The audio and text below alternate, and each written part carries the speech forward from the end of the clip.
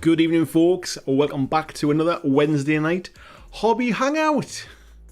I tell you what, we had a bit of a last minute panic there. I think it said like 28 minutes past 8 on the clock there, and then my internet router decided I wanted to do a restart, and it just lost the internet, and it was like, no, I can't do it now. But yeah, it's come back. It's come back well, and everything's working fine, as I'm sure you can see now. So let's have a look in the chat. I think I might need to refresh the chat, to be honest, because when the internet died, it let me just pop that out again. It didn't reconnect the chat. So let me have a quick look in here and see what we've got. Give me a second. There we go. So let's see who we got in. Whew. Marcus the Super Pumpkin Man was in nice and early. He always says. Mark Wright was in as well. Nice to see you, mate. Ortega, hello, mate. In the rerun, I'm looking forward to see what's on the table. Blizzard's witty, pithy salutations, he says. Peter Cooman, good evening to you, mate. Peter Nicholas is starting early. He's getting a bit of his guild crew box from Malifaux for the painting challenge, the Melee Forward painting challenge. If you're not already taking part in that, you still do have a couple of weeks. In fact, you've probably got about 4 weeks, I think. So, Christian, good evening, mate. Welcome back, and congrats on surviving the job, mate. Hope you're feeling all right. Busey says, good evening to the Triple H, the Hoppy Hangout Hooligans. Triple H, now that could be, I'm sort of visualising these T-shirts now, the Wednesday night T-shirts. Oi oi Savaloy, says John Estel. Good evening to you, fella. Busey saying hobby, oi oi oi. Scott Longworth, good evening to you, mate. He says, hope everyone is well and working hard on our glorious hobby. Working hard?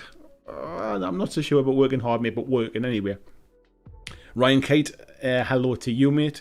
Michael Cowan, good evening to you. Says, how's the hobbying? I'm getting loads done this week now. I've actually got some time to sit down. My printer's been going non-stop. My resin printer, printing out bases. Now that I've got some time to get on top of that, been building models this week. I think I've built about 3 different box sets of models, so they're all getting ready to be painted. One of them we're painting tonight. So yeah, I'm kind of getting back in the swing of it, getting ready to start making some content again. Jeff Higdon, hello to you, mate. Hello, Gareth Lewis. Scott says, King will be arriving shortly and his loyal subjects are waiting. Ryan says, my little boy Aiden says hi to everyone as well. He's waiting for Andy to tell him to go to bed. Aiden, go to bed. Don't give your dad any grief. Just go to bed, say night night, love you dad, and then go straight to sleep. And then every time you go to bed really well, you can get another shout out on the next stream. There you go. Hope that works right. Marcus, good evening to you, mate. Says my Nuka-Cola girl mini just got here from Modifius. Ah, the Fallout one's nice. Peter Stockdale, good evening to you. Dominic says, hey gang, having a quick pick while the kids are in the bath. No worries, mate. And Axe, a good afternoon to you too. So tonight on the stream, we have got this little fella, the Wrath of the Nautilus. So I did prime it up today, and I thought, you know what it is? This is going to be one of those models that I'm going to wish that I did the base colours. Let me just shuffle around a little bit. This is going to be one of those models that I wish I'd done the base colours with an airbrush. Otherwise, it would take me all night just sitting painting one colour. So what I did was, it's zenithal primed, as you can kind of see from the base there. And then I painted it with the airbrush with Mephiston Red. And then Wild Rider Red, was it? Yes, no, it wasn't. It was Evil Sun Scarlet. And then Wild Rider Red. And then I have dry brushed it with a little bit of, what was it again? Troll Slayer Orange, I think it was. Just to pick out some of the highlights. So the kind of the colour scheme from the studio for this is very much kind of greeny coloured. As you can imagine, this is called the Drum of the Nautilus for Lost World Exodus. It's part of the kind of actually I forget the crew. Have I got the box handy or have I got, is that up there? There it is. So that's more the kind of colour scheme.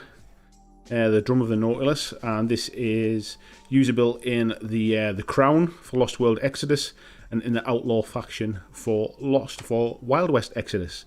So yeah, as you can see, it's kind of very kind of tealy blue, greeny coloured, very nautical themed. But I thought we'd do something a bit different tonight. I thought that box back up there. I thought we'd make it stand out a little bit. I haven't done any red stuff, I don't think, for any of my Lost World Exodus.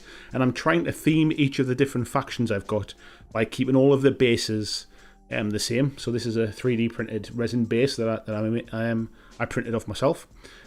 So all of the Nautilus crew that I've got, and I think the rest of them are probably, they're probably on a shelf there somewhere. Not easy to get at anyway. The rest of the Nautilus crew I've done on these wooden bases, with the idea being they're on either on board kind of a ship, and these are kind of like the wooden planks of the ship with the ropes and stuff, or maybe they're on the side of the docks or something like that. That's kind of the theme about what I'm trying to go for with these. But yeah, I just thought they don't have to be kind of sort of sea green and blues and stuff. Let's do something a little bit different. And I think if you remember when I painted up the Necromortar box set, I was doing kind of bluey colours with those. So I thought I'd just do something a bit different. So, Krabby, good evening to you, mate. How are you doing? Peter saying, Ryan, do you let your lad watch the reruns? There's never, I don't think, yeah, I'm pretty sure there's never any kind of like swearing or anything like that. I don't use any bad language. It's kind of family friendly. But yeah, if he wants to watch reruns, he doesn't get a shout out in the reruns, unfortunately. Red Rose Wargaming, good evening, Anna. Hope you're very well. Corey says he's always about.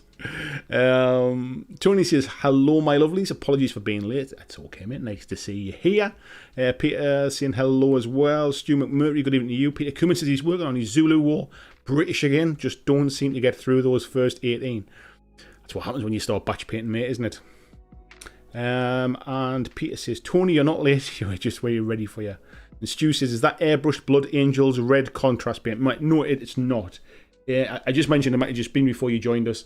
It is Mephiston Red, and then it is not Wild Rider Red, what's the other one? Evil Sun Scarlet, like as a zenithal over the top of it, and then it was Wild Rider Red as a zenithal over the top of that, and then a dry brush of Troll Slayer Orange, just to pick out some high spots. And essentially what we're going to do tonight is we're going to go in and kind of fill in the other bits and pieces and try and get it finished off tonight. Hope Lives, good evening to you, Hope Lives. John Estel says he's too young for this much bacon. Don't want to corrupt him. He says, yeah, he does watch some of the reruns, especially the ones where he gets a mention. I'm sure he does, mate. VG Morph, good morning to you, fella. Michael says, had to go and get water for my brushes. What did I miss and what are you painting? Why are you painting Big Daddy from Bioshock? Do you know what it is, mate? It very, very much does kind of look that style about it, doesn't it? It does have that Big Daddy feel about it. So I'll just flip to the back there as well so you can kind of see the back of it. But yeah, it's a bit of a beast of a model. I don't know if I've got anything handy.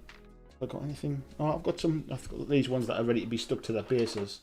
So here's the I think what's this faction? I think these are another faction I'm busy building. So that gives you an idea of the size versus like a normal model in Lost World Exodus. Let me just rest it up against it there so you can see. Just gives you an idea of the size, and the base is an 80mm base as well. So yeah, that gives you a bit of an idea. Let's put that button there. What else we got? VG says I really need to sleep in. Fast Panda Gaming, he says hello, mate. Good evening, The Claw. How you doing, mate? We had a bit of a chat in the Patreon the other day and found out that both myself and the Claw used to work at the same place. He left just before I started, but we both work for the same company, so that's quite a small world. Bobby Clark, good evening to you, mate. He says he's baking some tasty soda bread after 11 hours of painting. I don't think I've ever had soda bread, mate. I don't even think I really know what it is. Scott says he's eagerly awaiting the arrival of Rumble Slam and an MDF ring. Spent 140 quid on it. Bloody hell, mate, what did you buy? My God. Peter says no problem with batch painting. It's the colour scheme that's a stinker. That'll be it. And Ryan saying Rumble Slam is great fun. So tonight, folks, I'm on the beer for a change tonight, and I'm going to give these folks a little bit of a mention because they are a local brewery to me. So you might have saw a picture. I took my little boys for they're 18. I took them for a beer to celebrate their 18th when we could sit outside and have a beer, and I took them to this local brewery. So the brewery is called Blackstorm Brewery, and they're based very, very close to me. And this was what I was drinking on that day, which is kind of like it's imagine a bit of a Guinness, but with it's got a bit of a chocolatey flavour to it, and it's also like it's made with vanilla pods that are soaked in bourbon as well. So yes, Thunderstorm it's called. So yes, it's very nice. Well, cheers to them. So yeah, you can go online and buy some for yourself as well. I'm not getting paid to say that. I just really like it. It's my new favourite beer at the minute. Scott saying, "What didn't I buy?" Unbelievable, mate. Right, let's get some painting on. Right, colours wise, I think we're obviously going to have to go with some golds. Pick out some of the kind of metallic bits. We'll probably do some maybe like some little bits of weathering as well, which I don't normally do. Kind of like scratch up the metal. And I think we'll paint some of this pipe work, probably silver as well. So I think we'll start with some metallics, I think, and get down some of these blades on the hand and some of this. We might go with like a mood green or something on some of the things that look like they're kind of glowing. So right, let me get a bit comfy on this one. And we'll start with. I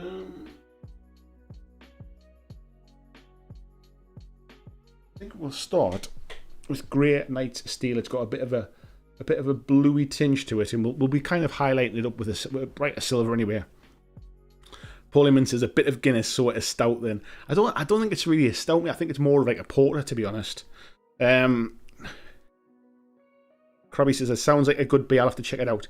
To be honest, obviously you're a local lad, Krabby. They've got a pub in Whitley Bay, but they've just relocated their brewery, or they're in the process of relocating their brewery to the Royal Keys. So yeah, they've got like a bar and a brewery at the Royal Keys now. So that's where I went. It was very nice. So I haven't got my fancy shaker tonight, my fancy paint shaker, because I forgot to plug it in before I started.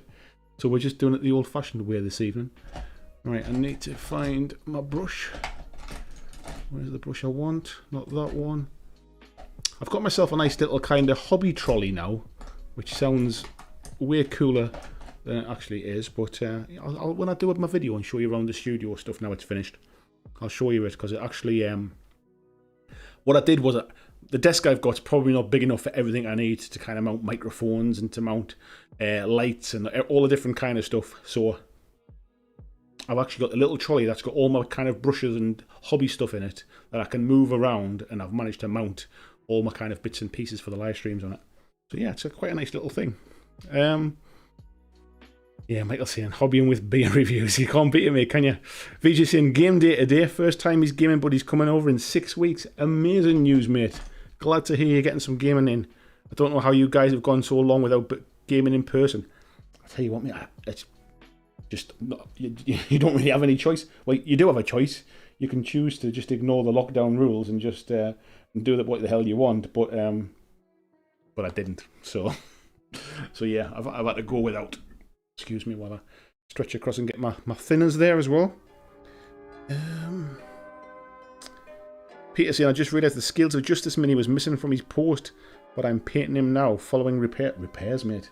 I don't like the sound of that. Hope everything's okay. VG likes a good porter as well. Yeah, me too, mate.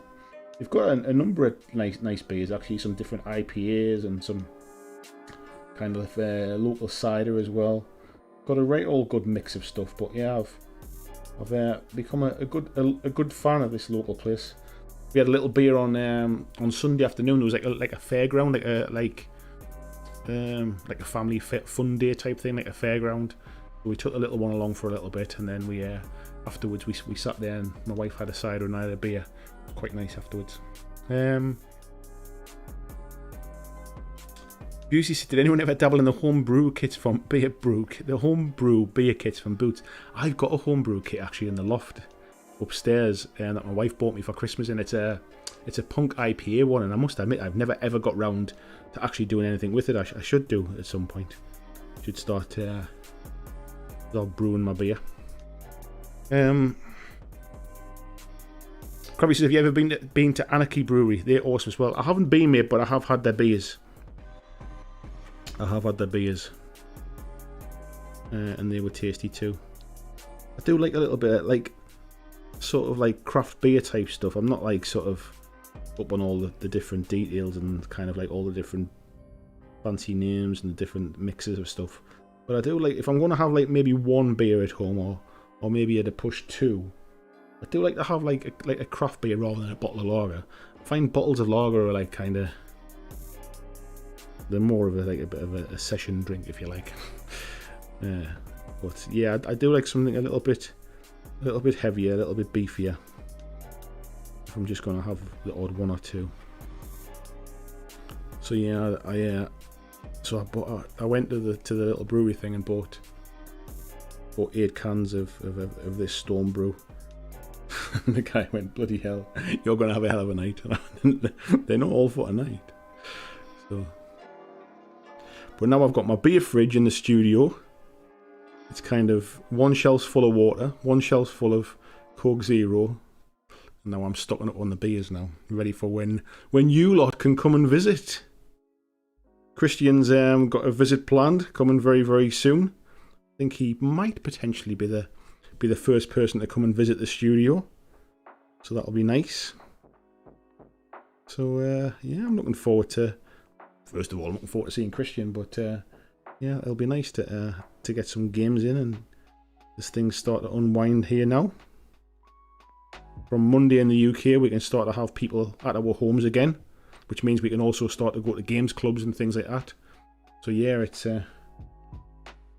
we're progressing nicely from a point of getting games in. Jill, good evening to you, Jill. How are you doing? Santorius Art, hello to you. VJ says Eons of Battle just did a video on hobby trolleys. Did they really? I've not. I don't even know the channel, to be honest. I've never heard of it. But yeah, I decided to. Mine's just from IKEA, to be fair, mate. But yeah, it's perfect for what I need. It's got one shelf's got all like my brushes and my hobby tools and bits and pieces on, glues and stuff. I've got some sort of boxes at the bottom. I can put like sort of like tufts and bits of basin materials and stuff like that in.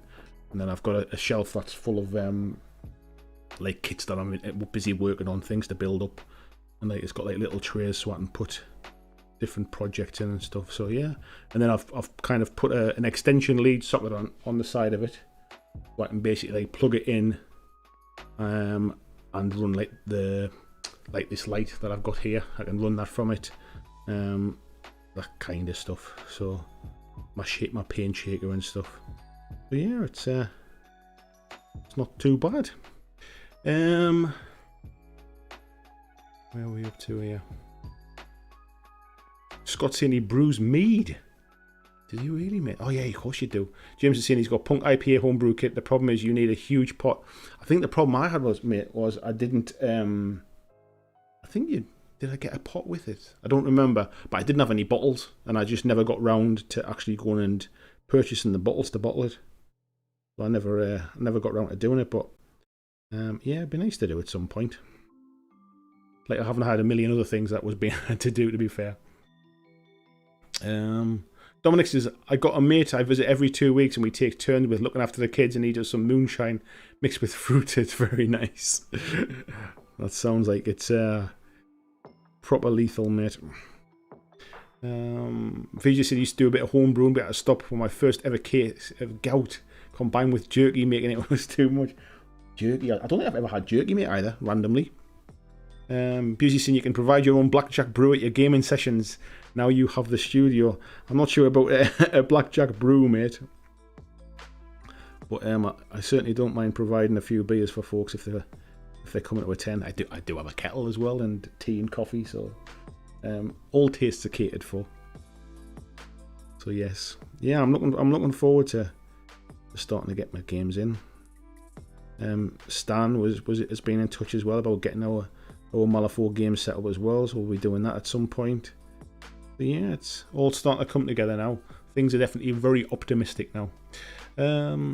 Tony's saying, not had to go with homebrew, but got to make your own cheese kit. Well, happy. Wow, I didn't even know you could home make cheese. James says he tried lots of different craft beers last year, but still enjoyed the Punk IPA as much, if not more than the others. To be honest, there's a beer that I really like.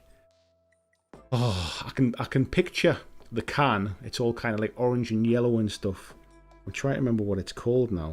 Oh, yeah, it's going to kind of ruin the story when I can't tell you what it's called, but I do like that. It'll come to me. It's not a brew dog or a punk one. It's I forget. I think I've drunk it on the stream before, actually, in the cans. Yeah, I'll remember it. It's kind of like very sort of like arty looking can. Sorry if you're just looking at the base here. I'm trying to get underneath the. Let me just try and tilt that a little bit. I'm trying to get underneath that pipe work there, and unfortunately the camera can't see through bases. Vigi says time for green tea and get some paint on the minis. I don't know how you can be motivated to paint that time of the morning, mate. I mean, I'm hugely impressed. That's for sure. John says a beer fridge in the studio. That's amazing. Let me know if you want a game. I do want a game, mate. We can have a game of Armada. We can have a game of Kings of War. We can get some Dead Zone in. We can get some Dreadball played. Anything you want, mate. I'm not even worried about recording them at the minute. I just want to start playing games again. I feel like I'm physically ready to record with the studio all set up. However, like mentally, it feels so long since I've played any games. I feel like I need some kind of refreshers in just to get the grips with the rules and all these games again. Christian saying looking forward to it. Hopefully we'll have time to make some content. That'll be nice, mate. Certainly get something done anyway. It'll be awesome. Oh yeah, I'm looking forward to the visit, mate. Tony saying cheese, pork pie, and beer. I do like a bit of a ploughman's as well, mate. I must admit, ploughman's with a nice pint that would wash down very nicely at the minute.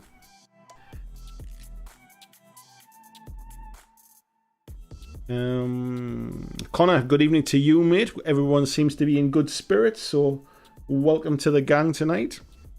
Jill saying you're sure you've covered it already, but liking the new paint shelf background. Thank you very much. I always had that paint shelf. It was just sort of when I used to have the old setup in the room upstairs. It was in front of me on the wall, so I could just access the paints while I was sitting painting. But the way this room is set up a little bit, so essentially because I've got a door that slides along here, I couldn't have like a kind of like a corner desk like I had upstairs, and the background would have just been all the rough parts of the not very nice looking bits of the garage, if you like. So I put it on the wall behind me, and it means I can spin round and get the paints. But yeah, I haven't kind of purchased it specifically for this. It's I've always had it. It's just always been out of sight. Scott says, Andy, have you heard about Simon? I have, mate. Yeah, I have. Unfortunately, I don't have his number, mate. Yeah, but I heard he had a stroke, which is awful. I've heard he's on the mend as well, by the way.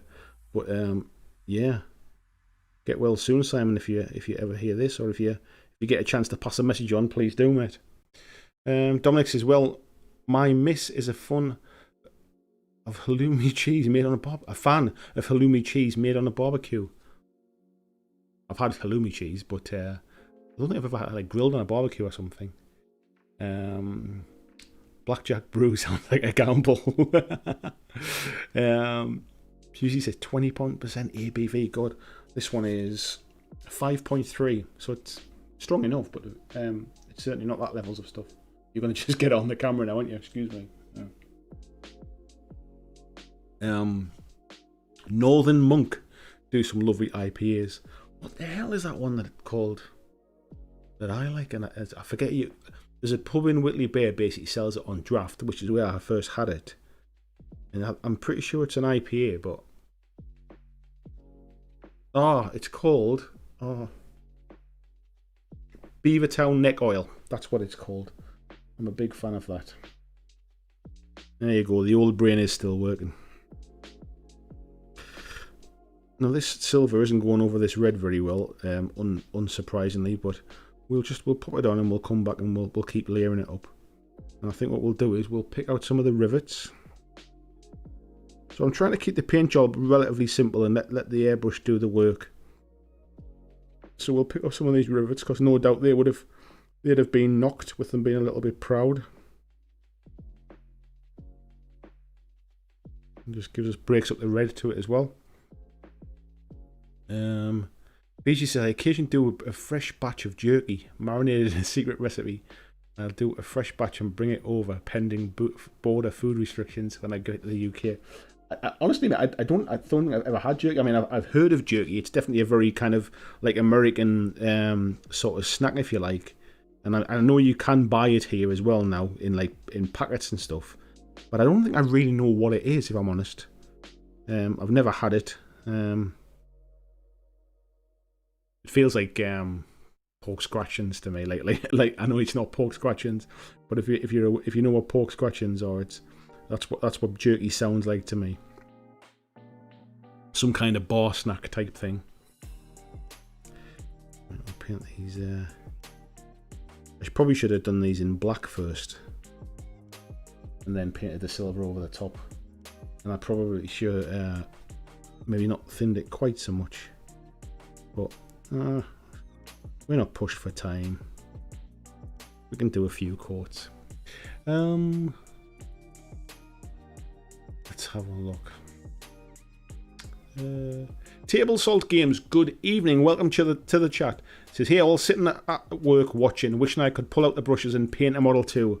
Well, when you get home, I'm sure you can do just that.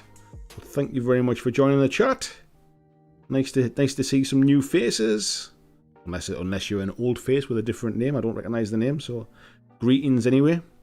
Vijay says, I know you can't bring food like that in Australia, so I have to leave the full batch with you for other blackjackers to enjoy when they visit. Yeah, I know there's like, isn't like there's a TV show, isn't there, about like border patrol, like the Australians, and it's funny about food. Like America's is the same, I think, funny about bringing foods in. I don't know if the UK is the same, because obviously as a UK resident, I guess we tend to go through a different queue at the border, and we don't get quite the level of questioning, I suppose, that people coming in from further afield. Andy Smith, good evening to you, mate. Marcus is saying he's checking out his new Mini. Have to say, Modifius makes some good stuff, but I figured I will have to clean this resin Mini as it's really slick. Do you know what it is? The TT Compact resin as well. They're really smooth. There's obviously different types of resin, different qualities of resin or whatever it is. But to be honest, I'll be honest with this one. I didn't clean this one from War Cradle. Not because I never clean them. I completely forgot. I was kind of excited just to get it ready for tonight, and I completely forgot to clean it. But the paint went on okay, the primer. So we'll call that one a lucky accident, and never do it again. Jill Monroe said Beavertown. Yes, I don't know whether you got that before I did, but yeah, it's called Beavertown neck oil, and it is really, really tasty. But it's not cheap. That's the problem. It's about I think it's about $5.50 a can or something like that, like in supermarkets and stuff. So it's not a cheap beer. But again, it's another one of those that, like, if my wife was going out for the night with the girls back in the day when that used to be a thing. And I was kind of on baby duty, if you like, and I was going to maybe have a couple of drinks in the house, but just sitting watching a movie or playing a video game or something like that, or maybe sitting painting. It's the kind of thing I'd have like 1 or 2 cans of, because I'm not going to sit there and have like 10 cans on my own, am I? So yeah, that's the kind of thing I would drink. James says, my wife is half Greek. We always barbecue halloumi. Or as my son calls it, squeaky cheese. My wife calls it squeaky cheese as well. Let me just move my chair on a little bit so I'm more central on the camera. Kath Smith, good evening to you, Kath. Scott Latham, hello to you as well, fella. John says, it must be strange talking about games, but hardly playing for a year. Do you know what? It's been quite a tough year, really, to keep making content, because not only could I not play games, I couldn't play games to review them. I was really fortunate that my wife agreed to do the Armada one, and to be fair with the Armada one, I was really fortunate that Mantic sent it to me earlier. I think, to be honest, they sent it to me and they sent it to one other person. I won't say who it was, but the other person I don't think made any content on it. But yeah, I was lucky that I got it before everybody else did, which meant it was kind of a bit of an exclusive. I didn't want to pass up the opportunity. So my wife said basically like, look, like I'll give it a go with you kind of thing. So that was really good, but it's been difficult because like obviously a lot of companies have held off releasing new stuff because they didn't want it really, like the new hobby stores are closed. I'm not really into like the sort of the Games Workshop stuff all the time. I've obviously spoke about it when something that interests me's come out, things like Catacombs and that type of stuff. But yeah, it's been quite hard to keep coming up with ideas for content. I mean, you lot have helped, and I troll through the internet every week and try to keep up to date on what the communities are talking about and stuff. But yeah, just talking about games and never really getting to play them has been unusual, I think.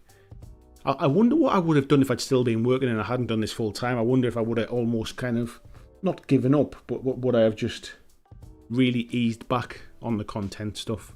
Would I have just kind of waited for better times, if you like? I don't know. I can't honestly say that. I know what I would have done. So, right, we've got some kind of creases in the knees there, so we'll just run a little bit of silver through that.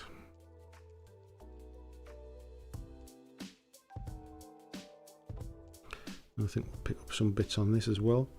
Let me just scroll up a bit because the chat's moving fast.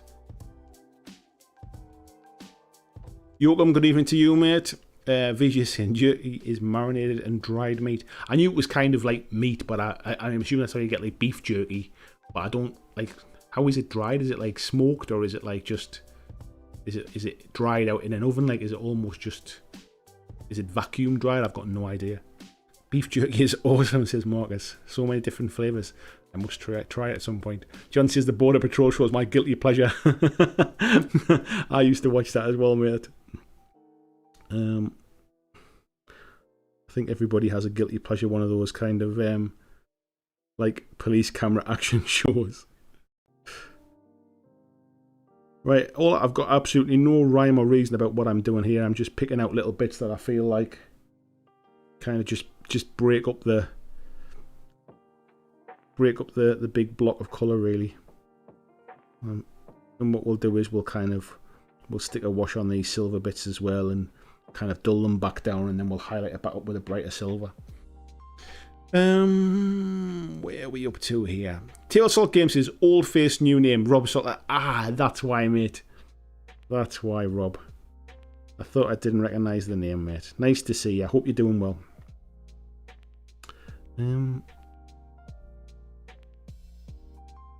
Pick some of these sort of the hinge parts out. This is on camera, isn't it? Yeah, thankfully.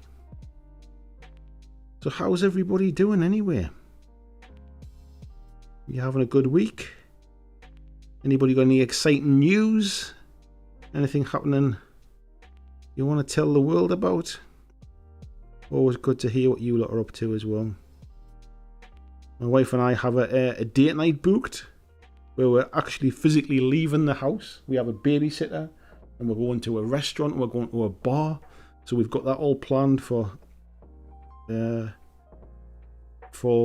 when is it? I think it's for a week. Next Saturday, I think it is. Next Saturday or next Friday. Not this one coming. The one after.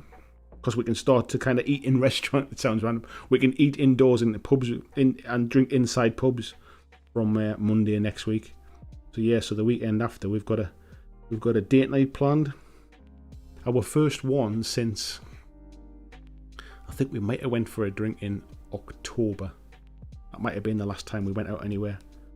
I think when pubs very briefly kind of opened, we might have went just before the lockdown happened again.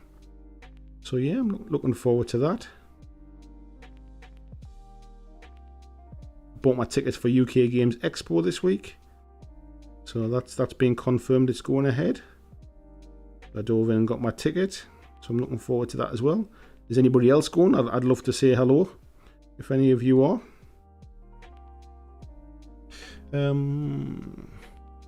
Jesus saying someone offered me some jerky once, but it was in a dodgy Ziploc bag.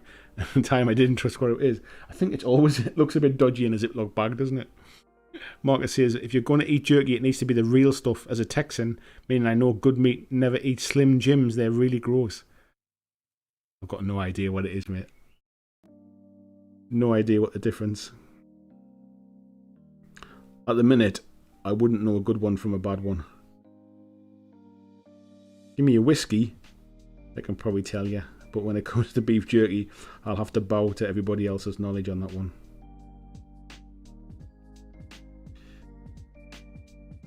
Right, trying to work out what all these little bits and pieces are on here. I'm just picking out these studs. I think I'm gonna go with a relatively simple paint job on this, and for the first time in I can't remember how long, maybe try a little bit of weathering and stuff, like some kind of scratches and things, to maybe even sponge like a little bit of damage and stuff on it.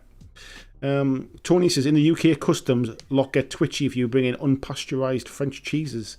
They're very illegal in the UK. Talk about highbrow smuggling. Do you hide them inside illegal art?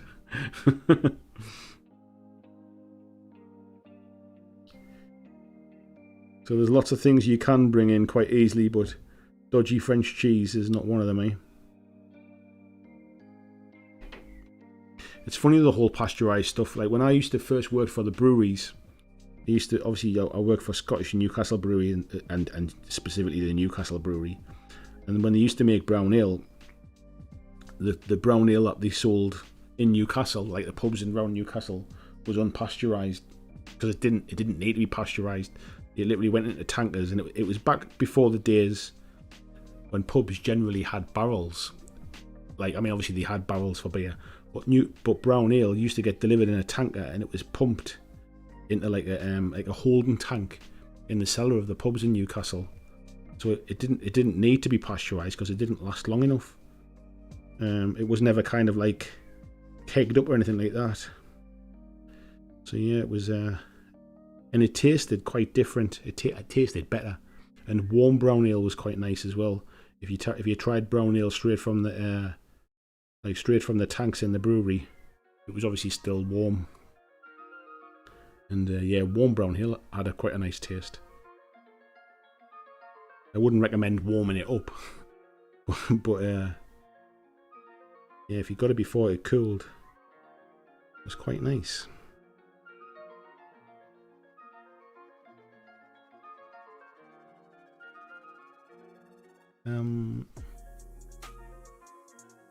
John says he played a game and half of a mod. I really enjoyed it. Thunder Stop Play. Oh, that's right, you were playing this week, mate, weren't you? Forgot about that. Let me scroll back. Here we are. Jill saying, talking about games and not really getting to play them equals most of my life. I used to be the same, to be fair, Jill. Like with a lot of the travelling and stuff that I did with my old job, I could never really commit to going to a game club. I used to go to a game club on a Thursday night, and unfortunately I had to stop going because it was just either I ended up working away at short notice, or my wife ended up working away at short notice, and I felt really bad organising games with people and then having to bail on them like a day or two beforehand, because you used to have to book a table to make sure that there was because there was basically more people than there was available space to play that wanted to go to the club.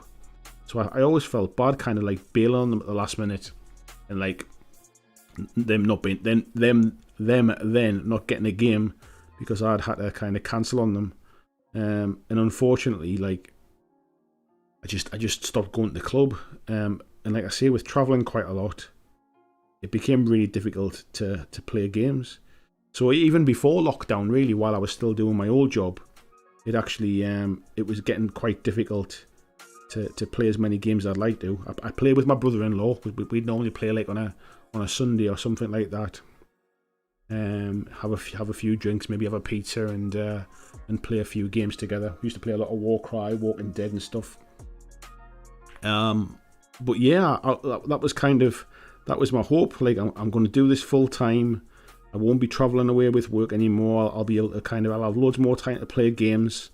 Everything sounded perfect.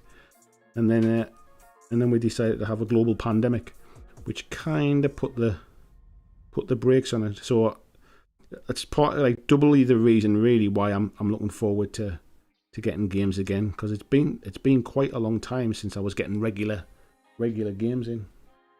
Like as a good example, I kind of pulled together a Facebook group for like Northeast Mantic gamers and tried to get like a local scene going for folks who played Mantic games in the Northeast. And it got like a nice little community together really, and those lads still kind of were meeting up until the pandemic closed the shop.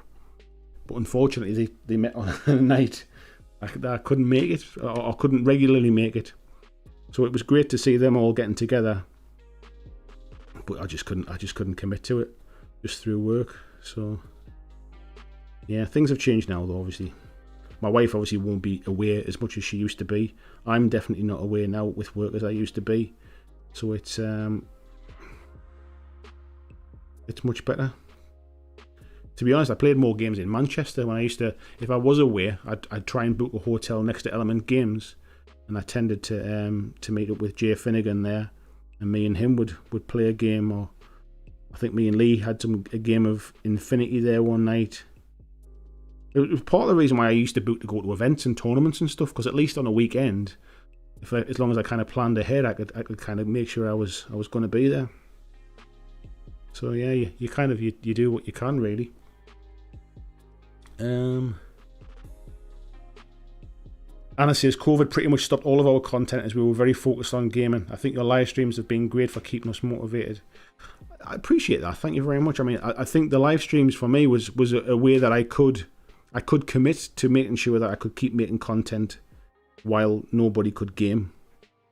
I worry a little bit, if I'm honest, that basically once everybody can get out and start playing games again and start going out, if the live stream views will drop and what effect it'll have on the channel as a whole. And it's part of the reason why obviously I'm looking to sort of switch up the content and do the studio and all that kind of stuff, because you have to change as the market changes, if you like. So I do wonder what effect it'll have on those streams. I'm still going to do them because I enjoy doing them, and the Patreon community seem to enjoy them and things. So as long as people want to watch them, I'll continue to do them. Vici says, can be tried a number of ways, but most people use a home dehydrator. It sounds like a very specific piece of kit, mate. Is it like a pressure cooker type thing, is it? Jill says, 1 more day of work and then 10 days holiday for Mass Effect. I'm so out of touch with video games now. I've got like sort of no idea about the big releases coming out and things.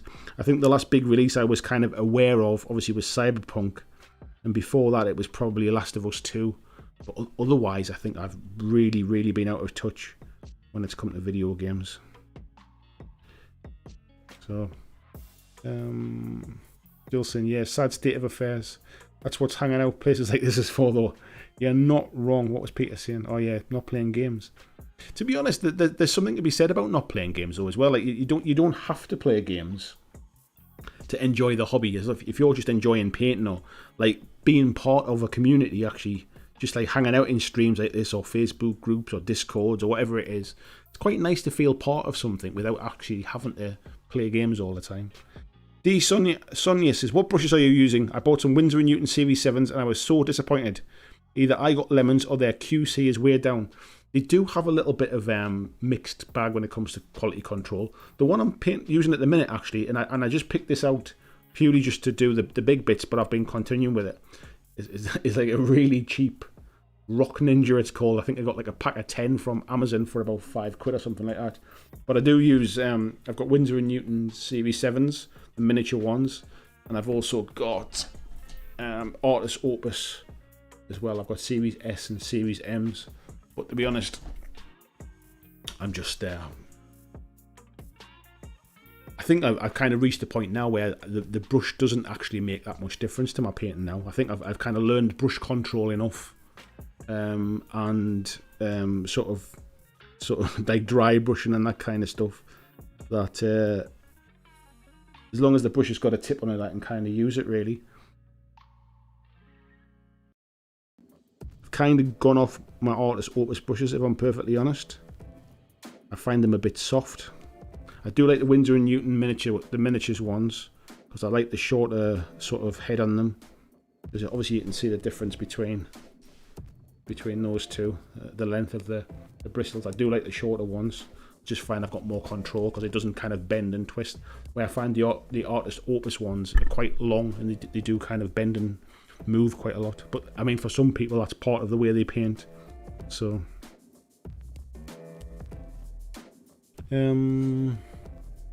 Axanax says, we're in heavier lockdown than before here in Calgary. My daughter is home doing online school, so it's a bit of a slog. Yeah, we've kind of been through that ourselves, mate, as well. We've had like 12 months of pretty much that. So it's quite exciting to feel us kind of starting to come out of it. Who knows what the future will hold, but I'm not going to worry about that. I'm going to enjoy the respite while we've got it. Right, I'm bound to have missed some bits somewhere, but I think that'll do for now with the silver stuff. In fact, what I'll do is I'll give these bits a little bit more of a coat. I think that obviously it's dried now, so where the red's showing through, I'll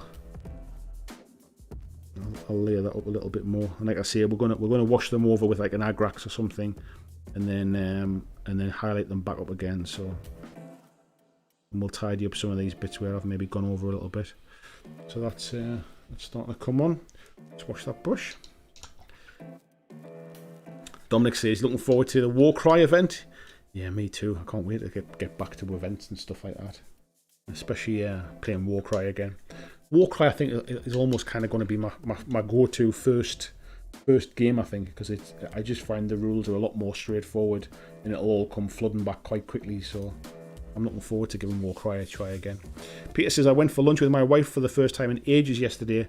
Only just opened up here again. Had to sit outside doors. Inside's not allowed yet. Yeah, that's kind of where we've been for the last month or something like that.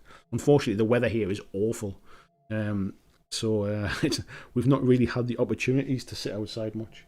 Right, what did I do with that box? Let me have a little look at the... I kind of want to just pick out some of the... I don't want it to be quite as colourful as that. Like that's quite not garish, is maybe not the right word, but there's a little bit too much on that, I think, for my taste. I think what we'll do is, I think we'll pick out, we'll go with a black and pick out some bits.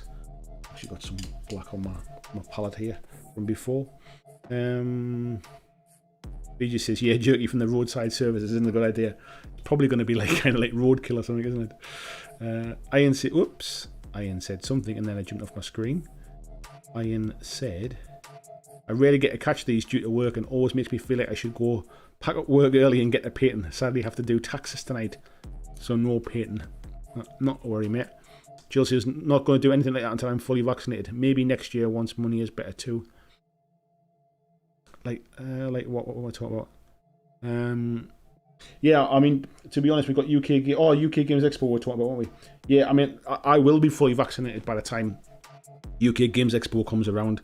I've got my second shot is due in early July, so I will have had both of my shots by then. So, and then obviously by that point, if everything still goes to plan, the restrictions will be lifted and things by then as well. So yeah, I'm looking forward to it.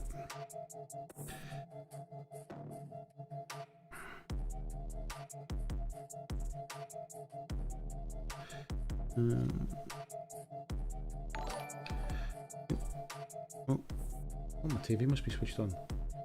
Was that one? Someone became a YouTube member. What was that? It's just going to come up on the screen now. You'll probably see it. There it is. Peter Mac. Thank you very much, Peter Mac. Didn't realise it. That's how I should always do my streams, so I can actually hear it now. So if somebody donates or becomes a Patreon or becomes a YouTube member, I must have it as like monitoring the audio for it. And my TV, normally I have my TV turned with the sound off. But for some reason that come through. Fantastic. That's what I'll have to do next time then. I know what it is. Normally I monitor the stream as well on it, and I'm not monitoring the stream on my laptop tonight. So Oh, well, there you go. You learn something new every day, even if it's just by mistake. Right, let's scroll down here a little bit. Tony's saying he's been a bit gutted this week. He's a friendly little gaming store advertising for a new staff member. I'd have ripped their arm off, but family commitments are very restrictive. Yeah, that must be tough, mate. I must admit, it must be tough. But you wouldn't want to work in a game store, mate. You just spend all your wages. Get a black paint. It's actually saving your money by not working there. VG says I normally use Ziploc bags, but I make a note to put some in a vacuum sealed bag for Busey. Yeah, he's fussy when it comes to his beef jerky. Busey said I didn't trust the person at the time. John Bingham, good evening, mate. He says just painting his first Malifaux mini this evening. Nice one, mate. I hope you're going to enter it into our monthly painting challenge. That would be awesome.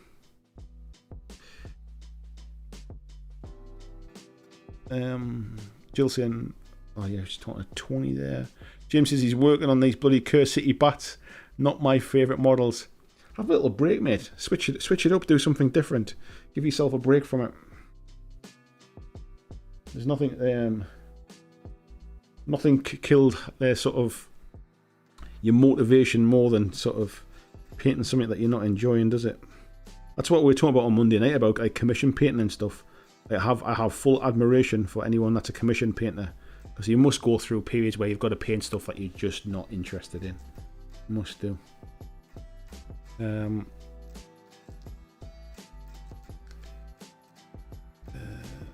Joachim says I would love to go to the expo. Just feels like this year's still might be a risk that it get cancelled, or maybe the expo isn't cancelled but it might not be allowed to travel.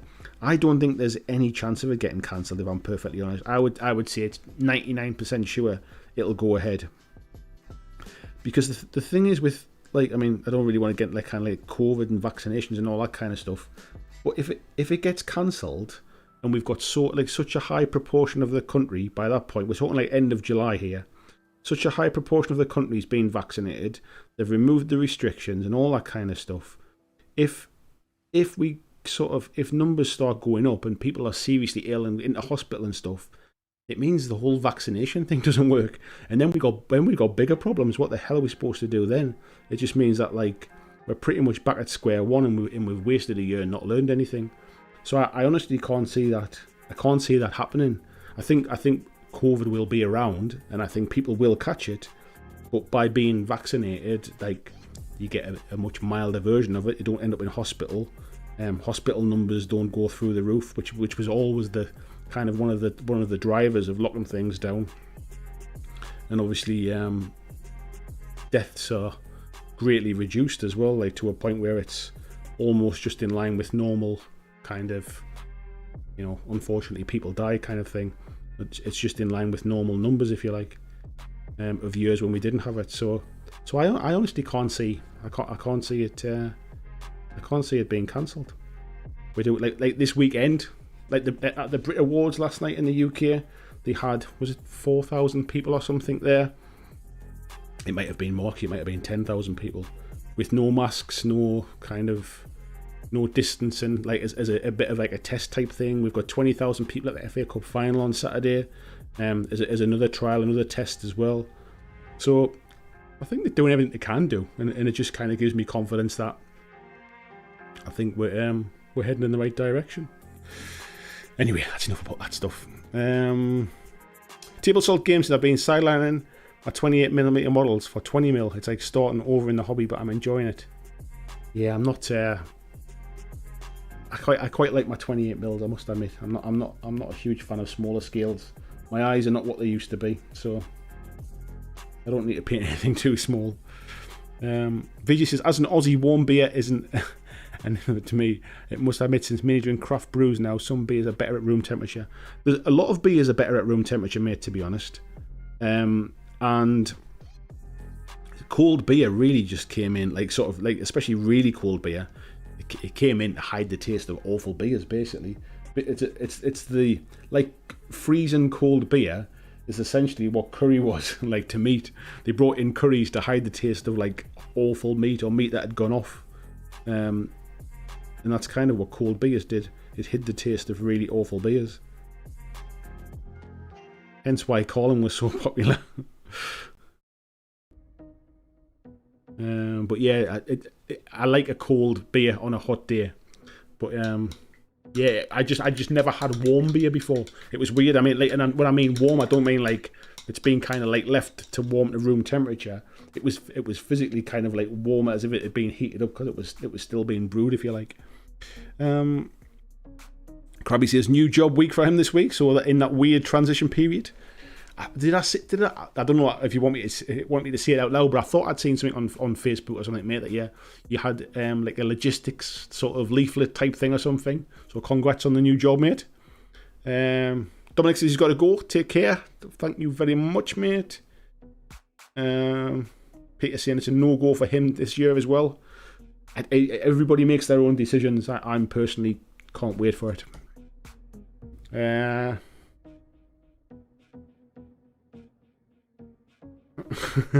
Fiji says decided to have a global pandemic. Yeah. He says, who do we blame for it? If the news today is anything to go by, we blame the World Health Organization. Right. A little bit just fill those in a little bit. And Neil Pilot says, games again. It's been a year and a half since I played Infinity. Yeah, I'm looking forward to giving probably Code 1 rather than N4, but I'm looking forward to giving Code 1 a bit of a run out.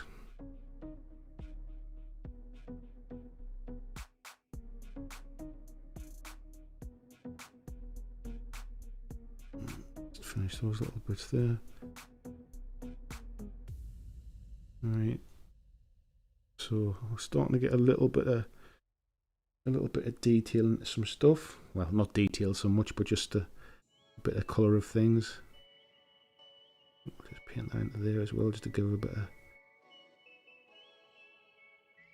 of balance to stuff. All right. I think what I'll do is I'm going to put some moot green into some of those areas so it looks like it's kind of glowing. Christian sharing the link for the Patreon there. Thank you very much, mate. Hugely appreciated. And thank you anyone that does decide to join the Patreon. Thank you to the existing Patreons.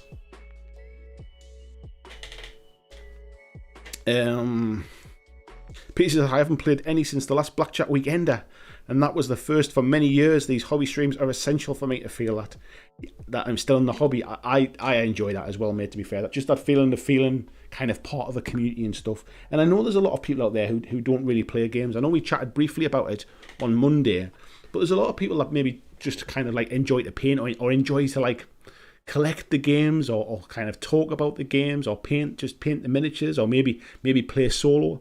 And I think sometimes they can feel a little bit excluded and not really part of a community if that's the case.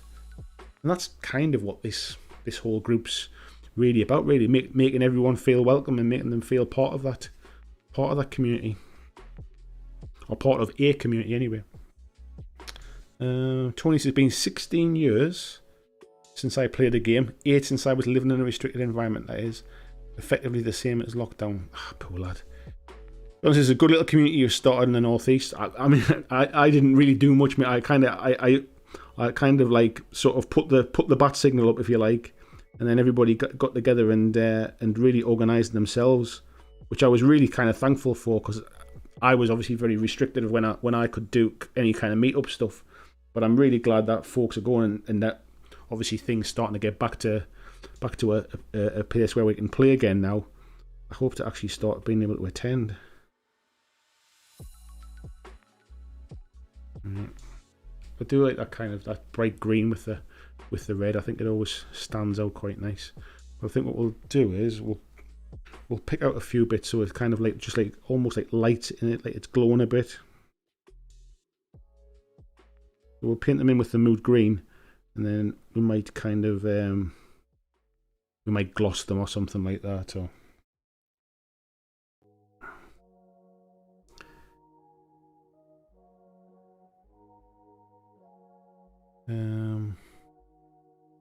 Let's just see here. You know what I'm saying? Really looking forward to see some new content from Red Rose Wargaming as well. Yeah. Jill saying the Discord's great for feeling like I'm part of a game community. I'm glad you feel like that, Jill. That's the intention, really, is that people obviously, like through the whole pandemic and stuff, people haven't been able to get to see their normal gaming groups. But to have, like, some people never did get to a gaming group, so it's nice to have like an online bunch of friends and sort of gamers that you can chat to and feel part of as well. Feel part of something. I think it's important to feel part of something, especially when you're kind of on your own quite a lot of time now with the way things have been. I don't mean you, I mean anyone really. VG says I'm a brush horse too. I want so many different sets.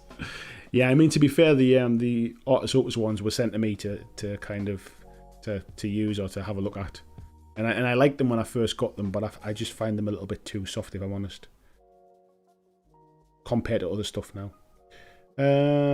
Peter says, yeah, actually playing the games I collect isn't the biggest part of the hobby for me, but it feels solitary just collecting and painting alone. I know what you mean, mate.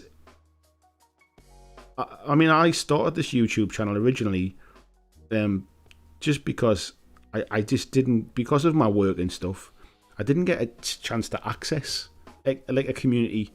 So this was a way for me to kind of to access an online community. And when I first started it, like, YouTube channels were very different back then. They weren't very kind of polished and fancy cameras and all that kind of stuff like people have these days. They were very kind of raw. Somebody with their phone making a little update video of what they've been painting this week, and it was almost like a community of people who chatted online through YouTube videos, if you like. So it was a bit of a different world back then. But then obviously I kind of got the bug for making videos, and I obviously tried to improve the quality and that kind of stuff. And that's how it changed for me. But there's a lot of those people still now basically have their YouTube channels doing very, very similar kind of things, just making hobby videos and stuff. And that's because that's how they have their own kind of like their own sort of little YouTube community still. I think it's awesome that that's the case. There's still a few little bits to fill in there. Marcus is saying, don't forget to drop a like. Thank you very much. Axon says, we were watching episode 5. Oh, what was that? Change battery. Hang on, have I not plugged in the power lead? Right, give me a second. I didn't realise that was on a battery. Give me, whoops. Give me a second and I'll just plug some power in. I can still talk while I'm looking for the plug though. Where is it?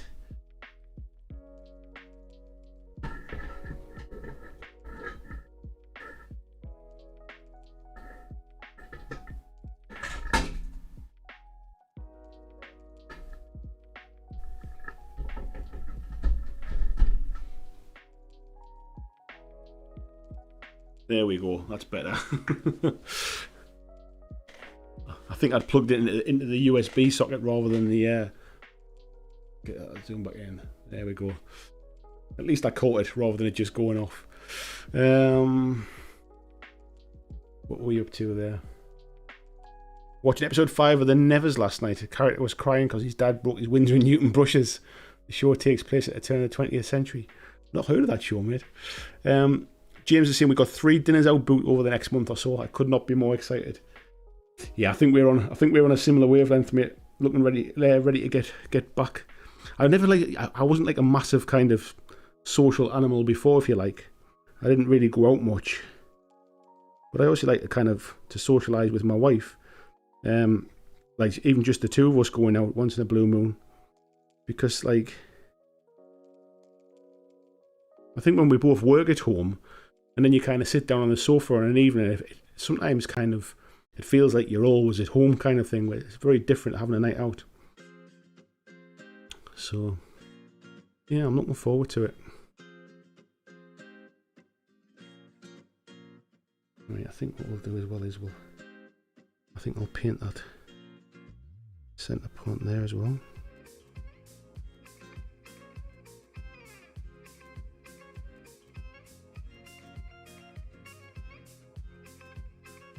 I think we'll point in these a bit.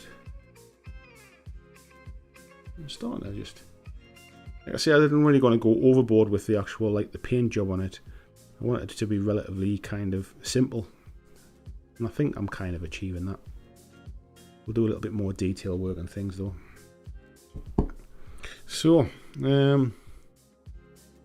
Joachim said, I almost forgot. Maybe a thumb down today just for variation. Mix it up, mate. James says, I'd love to play some Warcry. Andy, when you run the Blackjack Bournemouth Bonanza, you should host a tournament. I hosted a Warcry tournament at the last Blackjack weekender thing that we did. The Top Table Legacy Weekender. And that went pretty well, so yeah, I'd happily do another one. Yeah, Tony's saying, yeah, only thing he's missed apart from gaming is eating out. Still a bit reticent though. Be a while before I take the plunge. I mean, everybody feels differently about it, but for me personally, I kind of feel quite relaxed about kind of getting back to normal. I'm hugely looking forward to it. Mulled brown ale, yes. Andrew Fairbanks, good evening, mate. James is saying, so excited to run my beer festival again next year. 40 ales, Easter weekend near the sea. Tell you what, mate, that sounds like an awesome trip. Tasty Brain Drain, good evening, mate. Krabby saying, thanks, mate. Yeah, back into operations with Amazon. Great opportunity career-wise. I wasn't sure if you wanted me to kind of like name who you were working for or anything like that, mate. So I didn't want to say it out loud, but yeah, congrats, mate. I thought that's what I'd seen. Excellent. Right, I'm sorry you're not going to see much here while I get underneath this claw here on this side. And there you go. You'll see it more when I switch it around. Peter says, anyone mind if I have a beer? Not at all, mate. I'll join you. Cheers.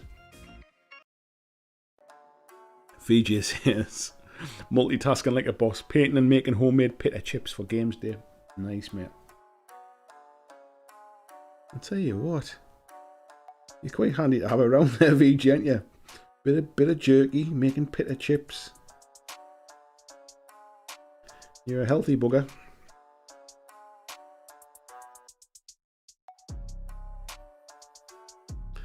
Right, so all I'm doing here is just putting a bit of Agrax into some of these silver areas, just because I like to kind of dull it down a little bit and then highlight it back up again.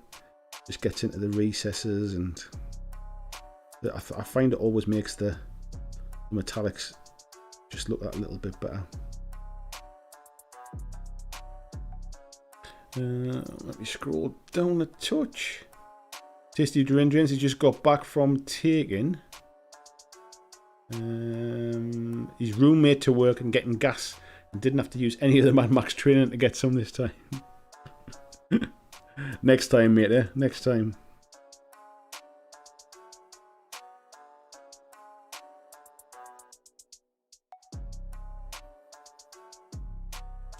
Christian saying, get your OG Blackjack Legacy t-shirts. Thank you very much, mate. Yes, it's another way you can support the channel and get yourself some tasty gaming merch. Some nice t-shirts for when you get back to your local clubs and things. Joachim got a nice small glass of rum. The only thing wrong with that, Joachim, is that it's a small glass. Go on, treat yourself. Barry Kleiber, hello to you, fella. Howdy all, he says. Kieran's in as well. Says someone mentioned beer. Go on then. Doesn't take much to bring you out of the woodwork, mate, does it? Michael says, all this talk of beer, I've gone and got a punk IPA, so cheers. Please note, drink responsibly. I don't want to be held responsible for marketing alcohol, but yeah, I do mark all of my videos as not suitable for children, purely just in case I ever see any bad words that kids hear or anything like that, and so obviously from a monetization point of view as well, it limits advertisers and things. So yeah, the videos are always marked as like sort of like not for children, but you never know when you start talking about alcohol. YouTube's secret algorithms in the background, kind of keeping an eye on you like Big Brother.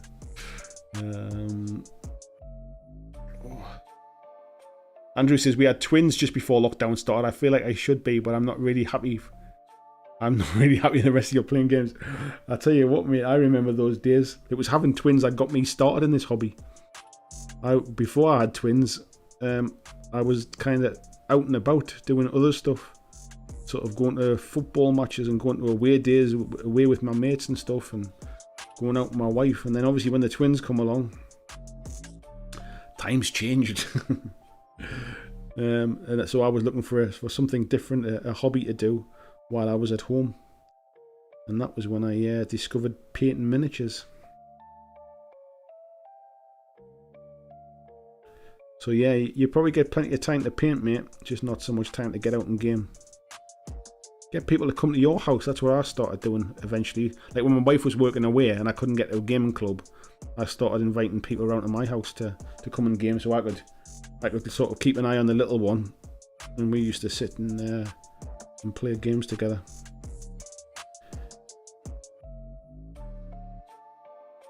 Right.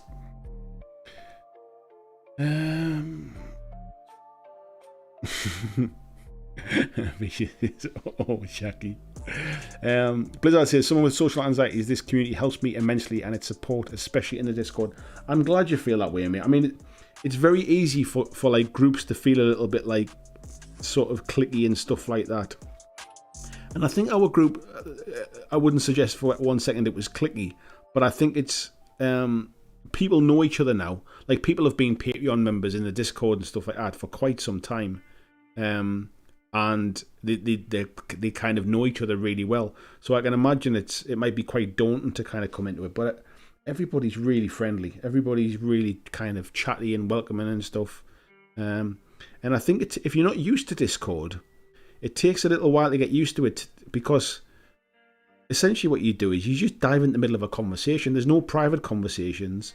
Like, if you're having a conversation out in public in a Discord group, it's a conversation with everybody. So if you've got an opinion or you want to say something, kind of just dive into it. I think some people kind of think that, or like it's really hard to have a conversation, like sort of in the groups or anything like that, because like I don't really want to interrupt somebody's conversation and things. But nah, just dive in. If people want to have private conversations, then they should be privately messaging each other, not talking in a public group, as far as I can see. So. Yeah, fetch the power bank. It was plugged in, but I think because it was just through a USB hub, I think it was probably drawing more power than it was taking. So it was discharging really over a slow period of time. So yes, I plugged it into the mains. Moose eating, nice to see you, mate. Dropped in from the future to tell you your battery's low. This is why there aren't any electric aeroplanes yet. You're not wrong, mate. Moose has seen he's got a couple of minutes before he has to get stuck into Thursday. Wowzers. Tasty Brain Drinks is a beer festival. You know, I've never been to one of those. That needs to change. It does need to change, mate. I've been to one before, and I must admit I had a thoroughly good time.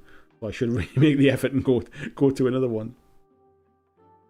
Right, I think what we'll do is, while that is drying, I think we'll go with a little bit of brown, and let's use Rhinox hide. I'm always a fan of Rhinox hide, and we're going to paint sort of around the waist. This kind of looks like some kind of grenade type things or something, and I'm just going to make it look like there's like little kind of like leather straps just holding it on there.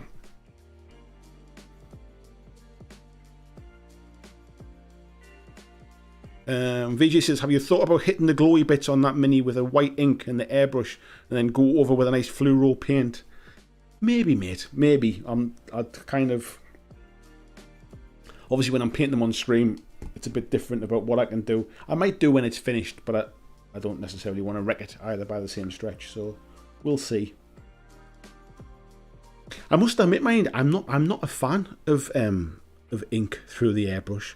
I used white ink on this to do a zenithal highlight today, and I always find it's really kind of like, it either comes out almost sticky on the miniature, and it doesn't feel like it kind of sets properly, or it looks really kind of like splattery. I generally find white paint comes out a little bit better. So I'm kind of almost, I'm either doing something wrong, or it's just, or there's something wrong with the ink I've got. But it's like it's a Daler Rowney ink. It's not like I'm using something sort of like unheard of or sort of El Cheapo stuff. Fiji saying, as for being handy and healthy, I try, mate. When I hit 40, I decided life of rock and roll touring needed some more balance. Yeah, I certainly need to be a little bit more active. I'm kind of eating healthier these days, but I'm not nearly as active as I should be. I got into going to the gym and stuff a while ago, and then obviously the gym's closed. And because I've not been doing anything, I've not been back to the gym yet, purely because I almost don't even feel sort of healthy enough to go and start. So which is why I'm kind of sort of eating a bit healthier, trying to feel a bit more healthy, and then I'll start to get back into my exercise as well. It's more of a psychological block. And then obviously with all the work I've been doing here, I've literally been getting up, sort of showered, changed straight into here, doing the building work, whilst obviously at the time all the gyms and stuff were closed then, and then since they've opened up, I've been finishing this off. So I'll get back into it at some point.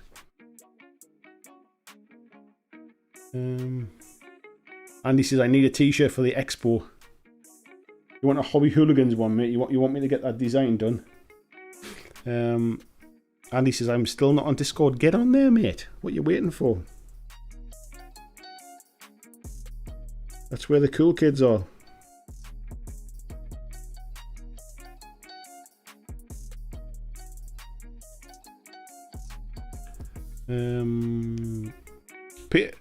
Kieran saying, what were we expecting for the expo? What is going to be our go-to, and what time we meet at the pub? Do you know what, mate? I haven't seen a lot of what's happening at the expo yet this year. I mean, I always have a good time, and obviously all the different companies and stuff are going to be there. But and I'm staying on site this year as well. I'd already booked my hotel on the hopes that it was going to go ahead. So I'm staying on site as well. So it means I haven't got to drive at the end of the day. So I can definitely have a beer, mate. So my plan is kind of to use half a day for work, kind of get in, speak to companies, have some meetings and things like I normally do some interviews, sort of chat to the market and people and things, and then have half a day for myself, just to play some demos and a bit of shopping and play some games and stuff like that. And then evenings there'll be a bit of a mix of a night out, a bit of networking, all that kind of stuff. Jill says, yeah, only been in the Discord a few weeks and it's very welcoming. I'm glad you feel that way. Tony Boove Leiden, new member. Renewed again, mate. Well done. Thank you very much. There it is. Thank you very much, mate. I'm ahead of the game now. I saw it put out at the top of my screen.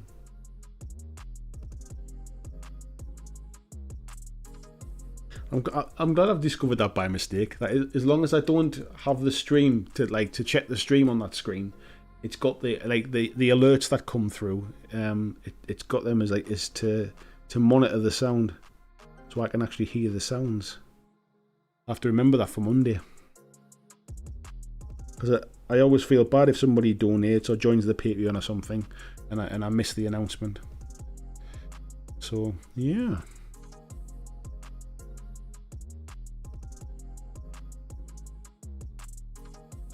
Right. I think I've missed a few little bits of silver there, but we'll catch them when we come in and highlight that up a little bit.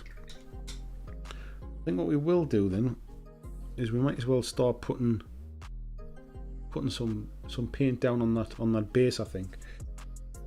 So I think we're going to go down with the Rhinox hide, a nice kind of dark base on it, and then we'll highlight it up from there. But we'll start with a darker base and a bigger brush as well. I don't want to be using a tiny little brush to do this, or I'll be here all week. Just go down a bit.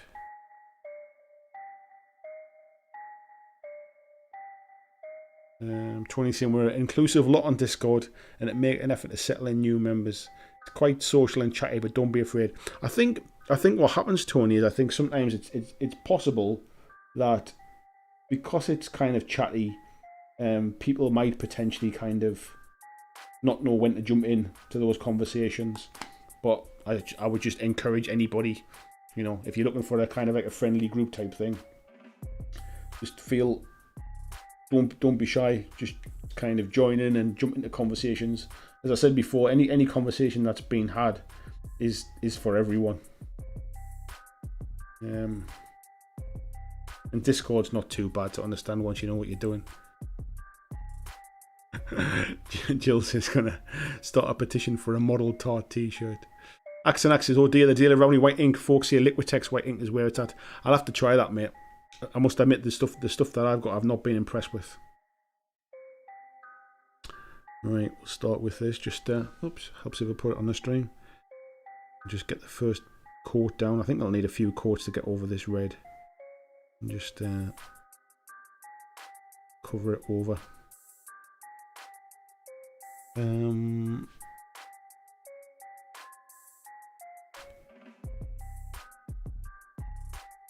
You're saying Discord for the win. Only problem is when I wake up to 100. I've noticed that, mate. You've seen it. If it's been a particularly chatty night over here, when you wake up, mate, it's like Gordon Bennett getting everything at once. I was getting that for a little while recently as well, while I kind of had my head down, sort of doing the work in here. I might stop for a cup of coffee or something like that, and then open up, like, have a look on the phone, and it'd be like, you know, trying to catch up on a few different conversations. It was, but it's good to see. It's good to see that, like, everyone's kind of, it is a community. It's not just me posting all the time kind of thing. It's everybody joining in and having conversations, and the conversations are hugely varied. I mean, obviously people are taking pictures of minis and things like that and sharing what they're working on, but then there's just like random chat as well about stuff that things that people are up to, and just any number of quite funny conversations as well. Tony saying he was just renewing his card as it ran out. Still welcome, mate. Still welcome. You still got your little gold badge though.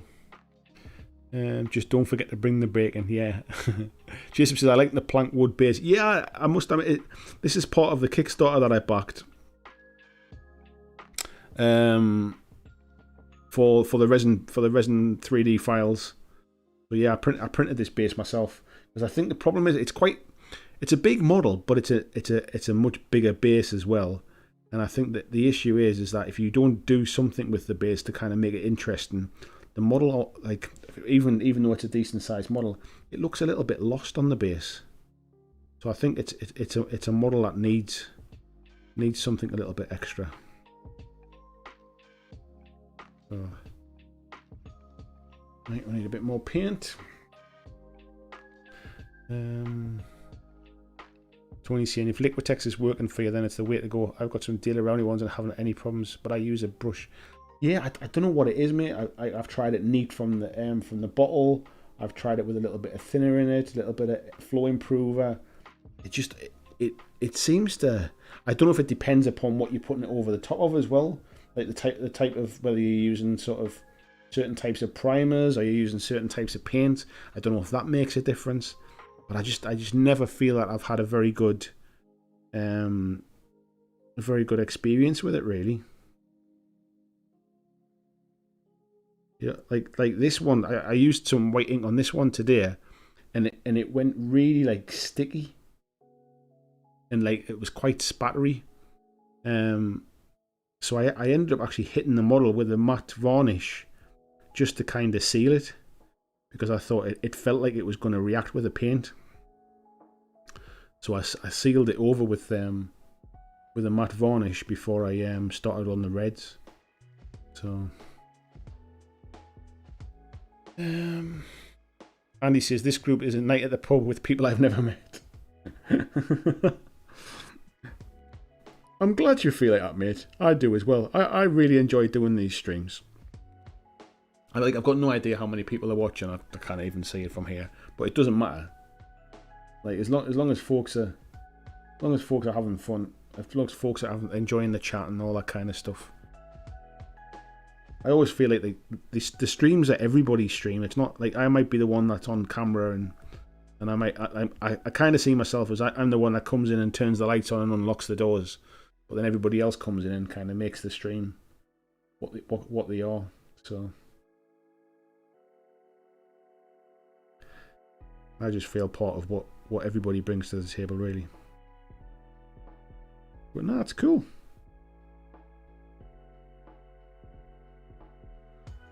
So I'll just thin that down a little bit because it's gotten a little bit thick. Peter saying 60 watches. Is that what it is? I'm happy with that. I remember doing these live streams when there was about 10 people. And I've done these live streams when there's been about like 200 and something, I think's been the biggest numbers I've had. And of course it's for a Games Workshop stream. It's all, if I talk about Games Workshop on a Monday night, you can guarantee I'll get sort of bigger numbers. But the Monday nights have been going pretty well, actually. We've been getting kind of consistent over 100 on a Monday. And that's not too bad. I'm kind of happy with I mean, it's been slow growth, but it's consistent, and we get the same people in, which makes the chat fun because people are kind of getting to know each other and stuff. It just keeps it interesting. And John says it does feel like I've met quite a few of the people here, though, even though we haven't met. It definitely feels like that, John, doesn't it? I mean, like we've never met, mate, and like but I do feel like we've chatted enough that I kind of like. You know, one of those things where when we eventually do get a game, it's just like you carry on as if you've known each other for years, if you like. Because I have met like some of you folks I've met in real life, if you like. Obviously, like Peter and Tony. I'm trying to think anybody else in the chat. Tony Boovleiden, I mean. We've met at events, and we've met at like the weekender thing that I ran, and Christian, obviously, I've met a few times as well. So yeah, so some people I have actually like physically met face to face, but most of you, we just kind of get to know each other through these streams, really, and then obviously through the Discord as well when you're having a bit of a ramble and a bit of a chat in there as well. And then obviously the people like James and Joachim, Peter. Ian as well, obviously, and Tony. We have our D&D every other week as well, that Christian runs for us. So it's kind of nice. I do feel like I made a lot of friends through this as well. So yeah, it's been beneficial. VG says, see my comment above about mixing in matte varnish. You basically did what I do as part of the Zenithal white ink process just after the fact. Oh, you mix it in. Okay. I've never done that before. Like, I mean, I've never sort of. I don't think I've had it like feel sticky. And I wonder. I did use a different primer, because my airbrush wasn't set up. Because I've been moving everything down at the garage. I used the spray. Whoops! I used the spray can as a primer today, and I do wonder whether. And I'd never used the spray can before. I wonder whether it was whether it reacted with the white ink. Maybe I'd kind of put the ink on too soon. I should have let the primer kind of dry for a few days or something like that, 24 or overnight. Maybe I was a bit excited to get it done for tonight. Who knows? All I know is I've never really had a good experience with the white ink, no matter what I've done. So either I'm doing something wrong or there's something wrong with my ink.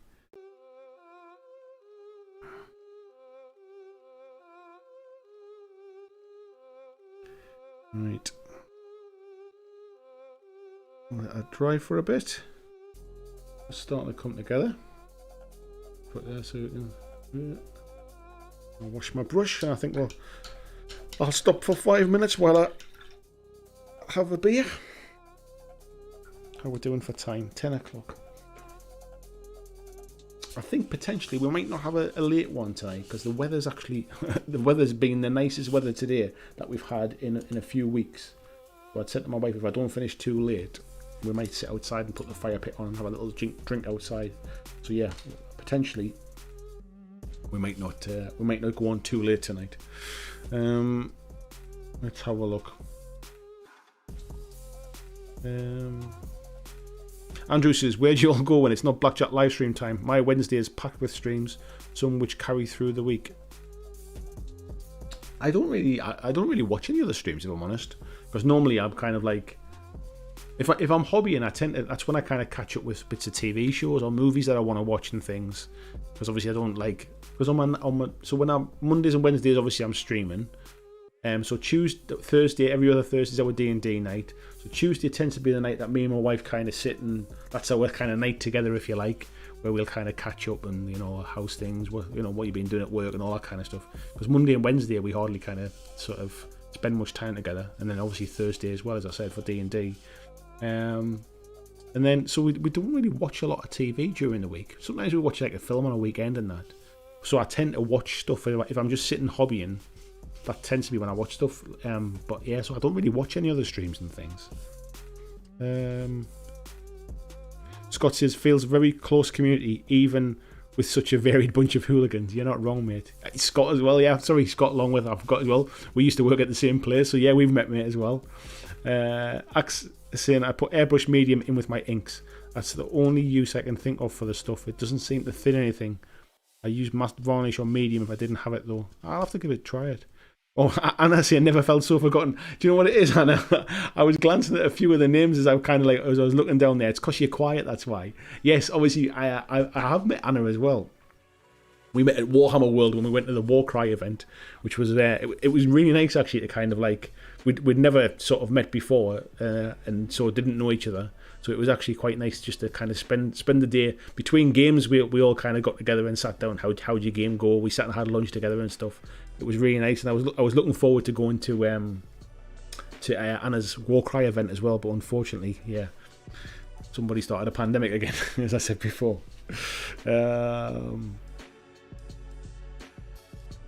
James is saying, having a drunken muck for a friend is always good. You're not wrong, fella.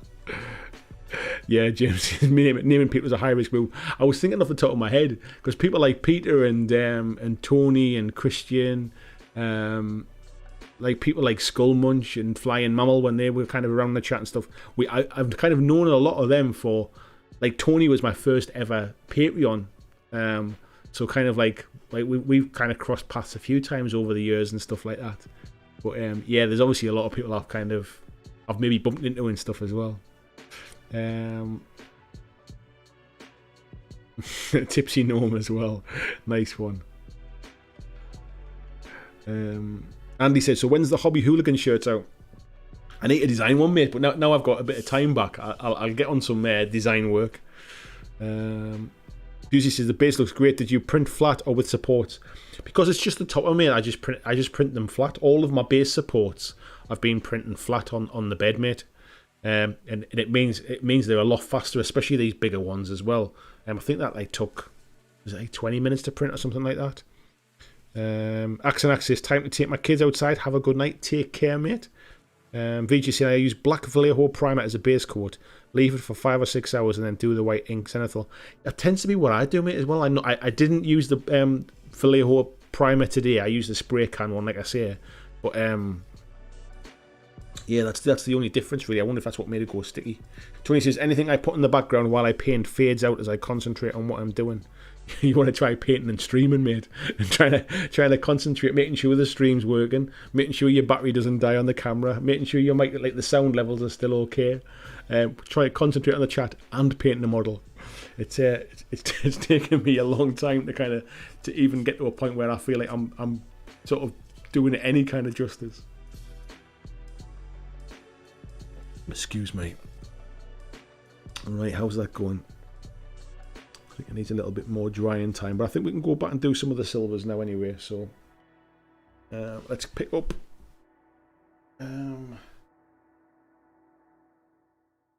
dry paint. This is Necron Compound. I quite like this as a dry paint. And then we just want a small dry brush. Find one. That one will do. That'll ding dang do. 20 says, I take my hat off to you. You'd be useless. I am useless, mate. I got no idea why you lot all come back and sit and watch. It's not for my painting skills, I know that.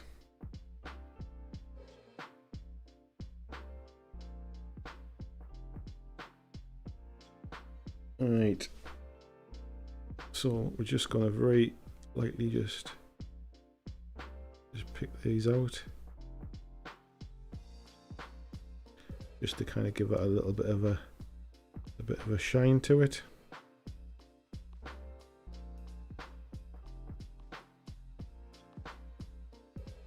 Same on these kind of weapon things as well.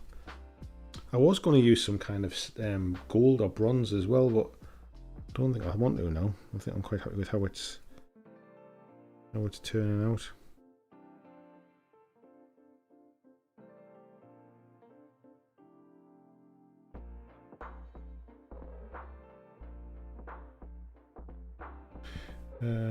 We're just waiting for the live non-oil spill.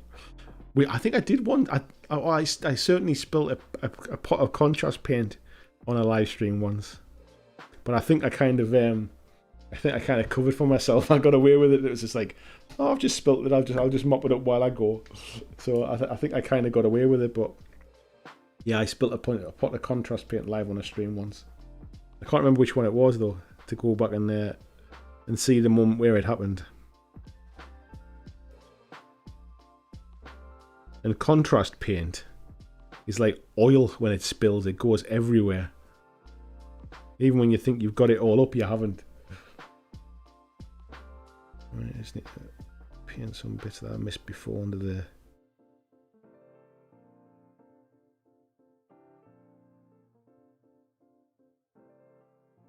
Right. And then I think what we'll do is I'll get some of that red and get the little bits. Shameless Soul says 10 years in the hobby and I think I've spilled one pot of wash. Yeah, I've only ever spilled one. Touch wood. I've been fortunate with that. Evil Sun Scarlet. We're just going to tidy up a few little bits. John says it wasn't onto a neoprene mat as well. Wasn't it onto? It was, mate. Yeah, and I was really actually. You know what it is? It's the neoprene mat that's on the, that table now, and I was amazed it didn't just soak in and leave a huge big stain. But I think the neoprene mat actually saved the day.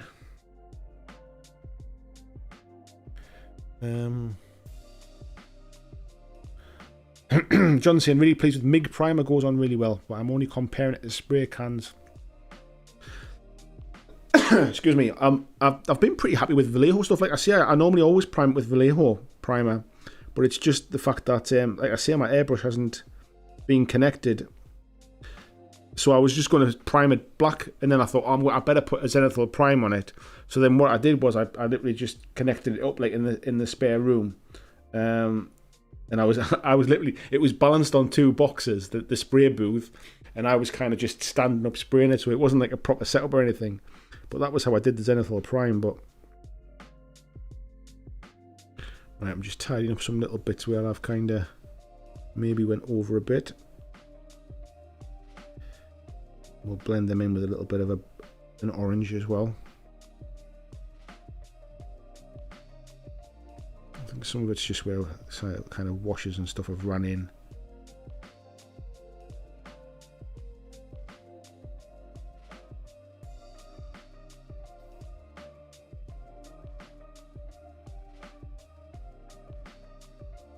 And then I think we'll put some bits of like scratches and things on it.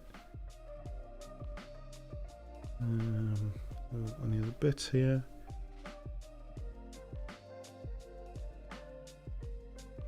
Well, there's certainly nothing fancy about this tonight, but I think once the base is all finished, I have been thinking about printing off like a little resin barrel or something as well to put on the base and kind of break it up a little bit.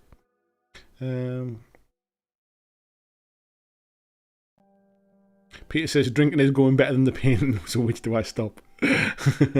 Jill says I streamed playing video games on Twitch for a while and the multitasking element was definitely a learning curve.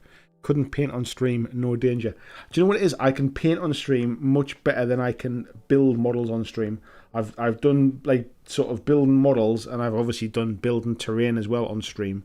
And I think with painting, because it's almost I can almost like kind of switch my brain off a little bit when I'm painting, I think. but with building stuff, I have to kind of concentrate.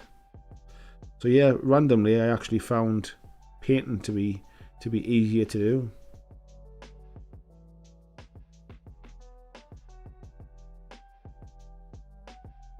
Right. Let's kind of pick some of those bits up.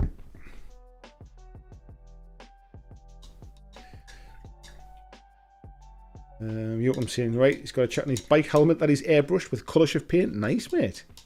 Mark says, I know I've spilled at least 3 bottles of wash. Peter says he's multitasking, is just breathing while doing another thing. Except for painting the detail.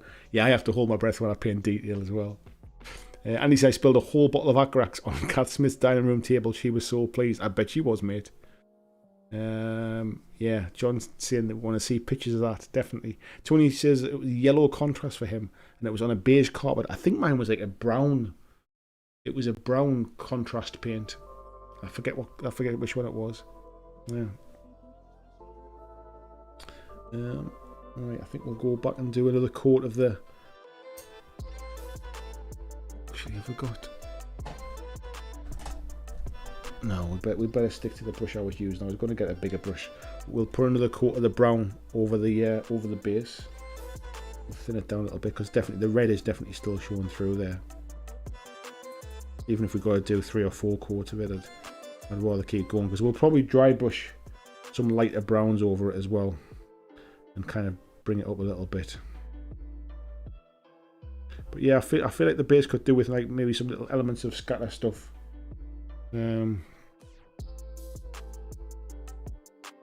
Just to give it a little bit more life.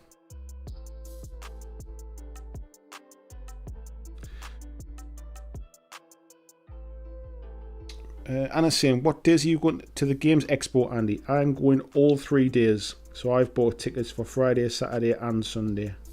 So I'm going to be there for the full weekend.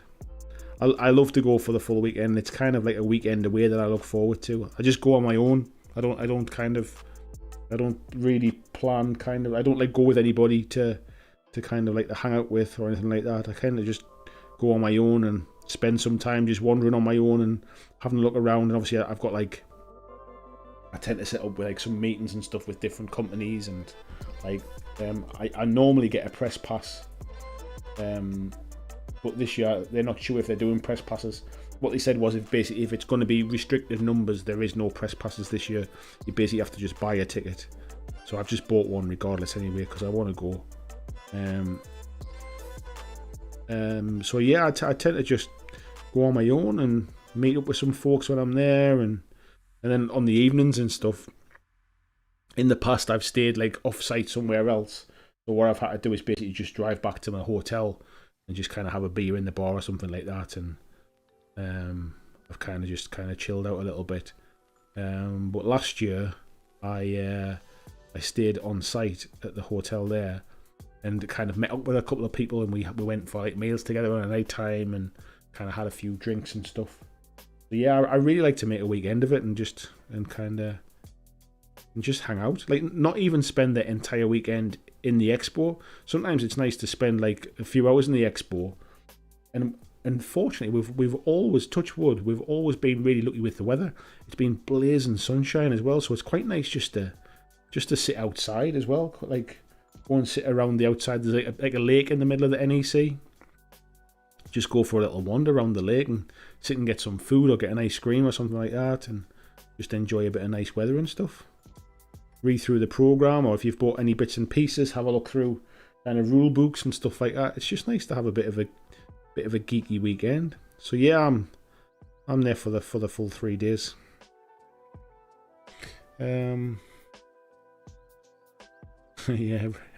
my word. Andy says, I'm at the expo on the Saturday, not driving, so available for beer. I will definitely have a beer with you, mate. It'd be an honour. In past years, and what I've done is I've gone down on the Thursday, because they used to have a press night on the Thursday night, where you could basically, they had like a special press night where you could like sit and go through like some of the games with the designers or with the companies, and sort of speak to them, so that basically you weren't taking up their time when they're speaking to like kind of customers, if you like, the next couple of days. But some of the bigger companies actually book in sort of like press slots and stuff over the weekend. And to be honest, if I'm just demoing a game or something, I don't necessarily have to kind of like approach it like a press demo or anything like that. I want to try it out for myself, so I treat it like that as well. So yeah, it's pretty cool. I like it. It's a nice kind of geeky weekend away. Tony says, I absolutely love the expo. Still prefer the Legacy weekend though. Yeah, to be honest, mate, I think it was a bit different for me because like running the weekender, I really enjoy it, and I'm looking forward to being able to do it again. Running the weekender, I don't always relax the same way I do at the expo. But yeah, now I've done it a couple of times, I think it'll be a bit different. Lord knows how I'll do it. Do it now though. I need to find a venue. That'll be the first thing to do. God, that red is really coming through on that. I'm surprised it's coming through so bright.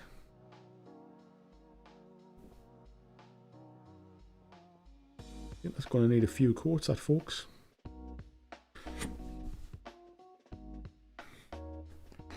Yeah, the weekend. So like for those I used to run out along with another couple of lads, run a like a weekender event, and that was more a case of you just kind of come along and just play games for the weekend. And like obviously there was a bar on site, so you could have a few drinks. There was a hotel over the road, so people stayed over.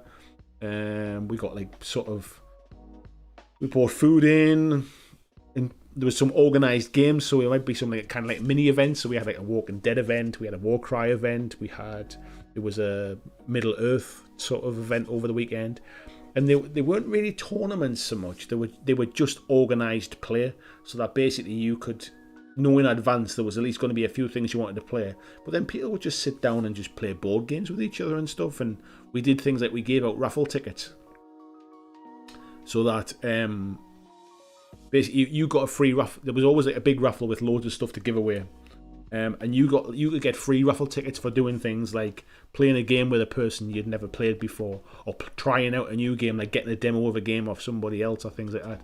So we kind of encourage people just to sit and play games, really.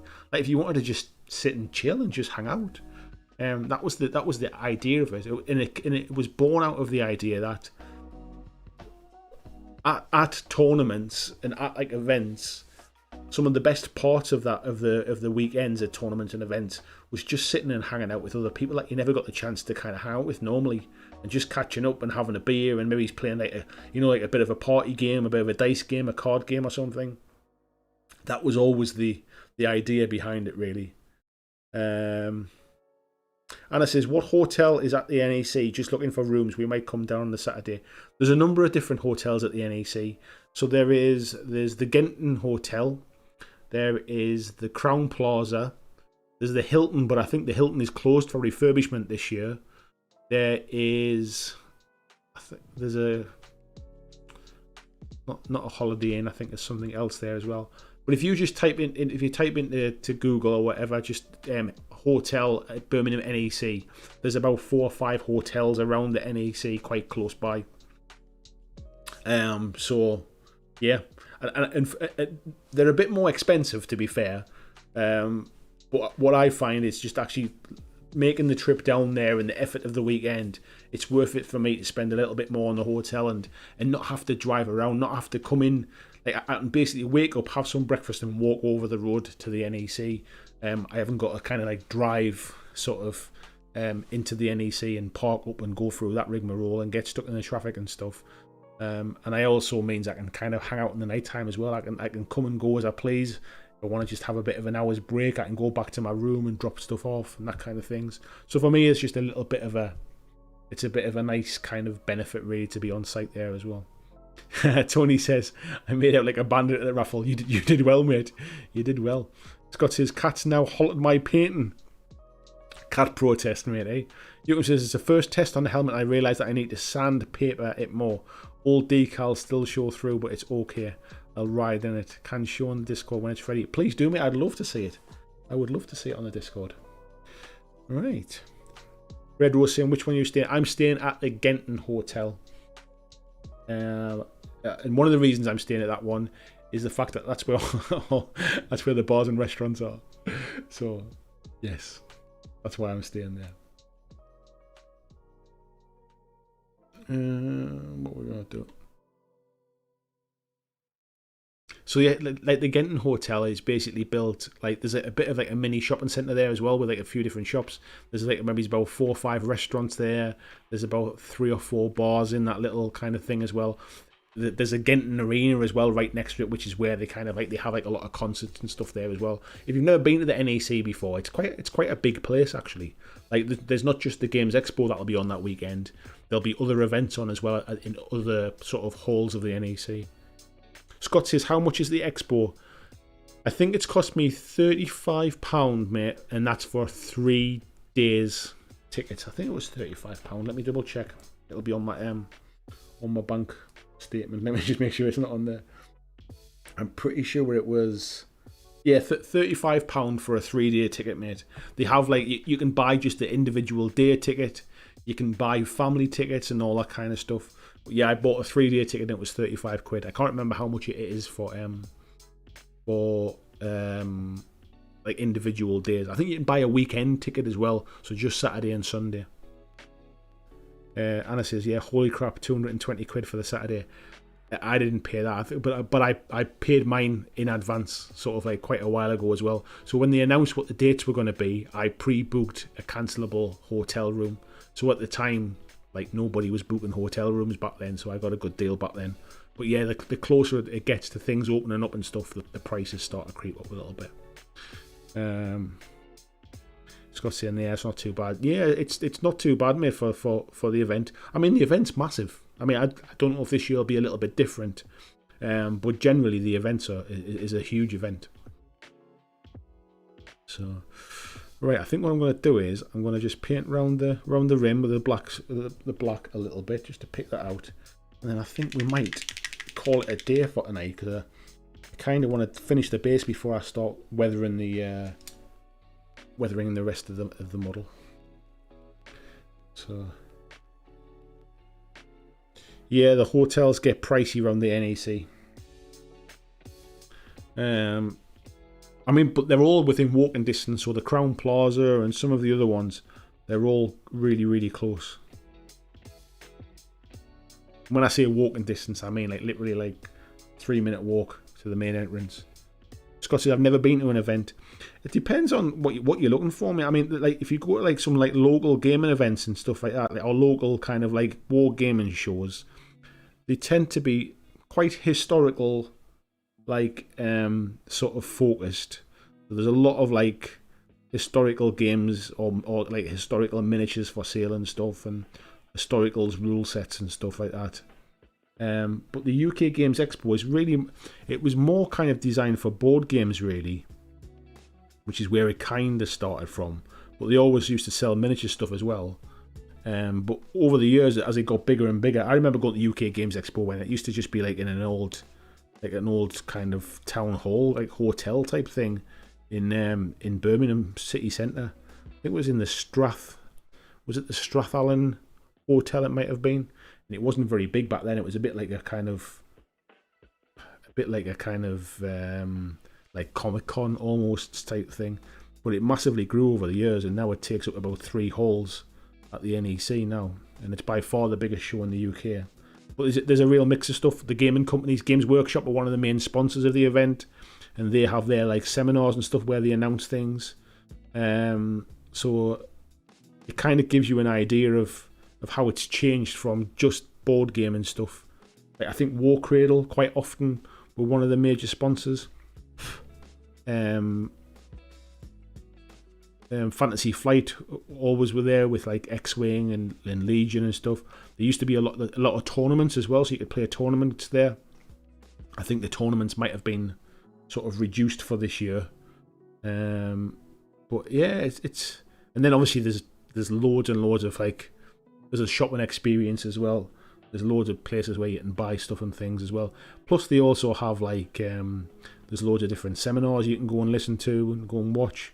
On the evenings they have gaming at one of the hotels as well, where people can sit and sort of play games together. There's a massive big gaming area, so you could literally just go for the weekend and just grab a table and chairs and just sit and play board games with a load of folks that you never get to see, or play miniatures games with a load of folks that you never get to see kind of through the year, if you like. I just find it a really, really good experience, and hopefully this year, it's even with whatever limitations or restrictions have had to be implemented to make it happen. I think it'll still be fantastic.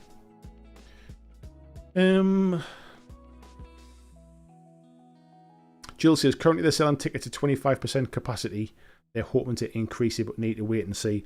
Yeah, I think the thing is once it gets to June, in theory, the restrictions are all being removed, so there won't be any need for restrictions at like sort of events. And I think that's what they're expecting, but they're basically working on the advice that they've been given at the moment. So I think as long as everything goes to plan, I think they'll release more tickets as well. And that was the same thing with the press passes. So what they said was they weren't going to give out any press passes this year unless they can release any restrictions. And then if you've bought a ticket, for example, you could have a refund. But to be honest, I'm quite happy just to pay for my ticket. I want to see it. I want to see it keep going and keep happening.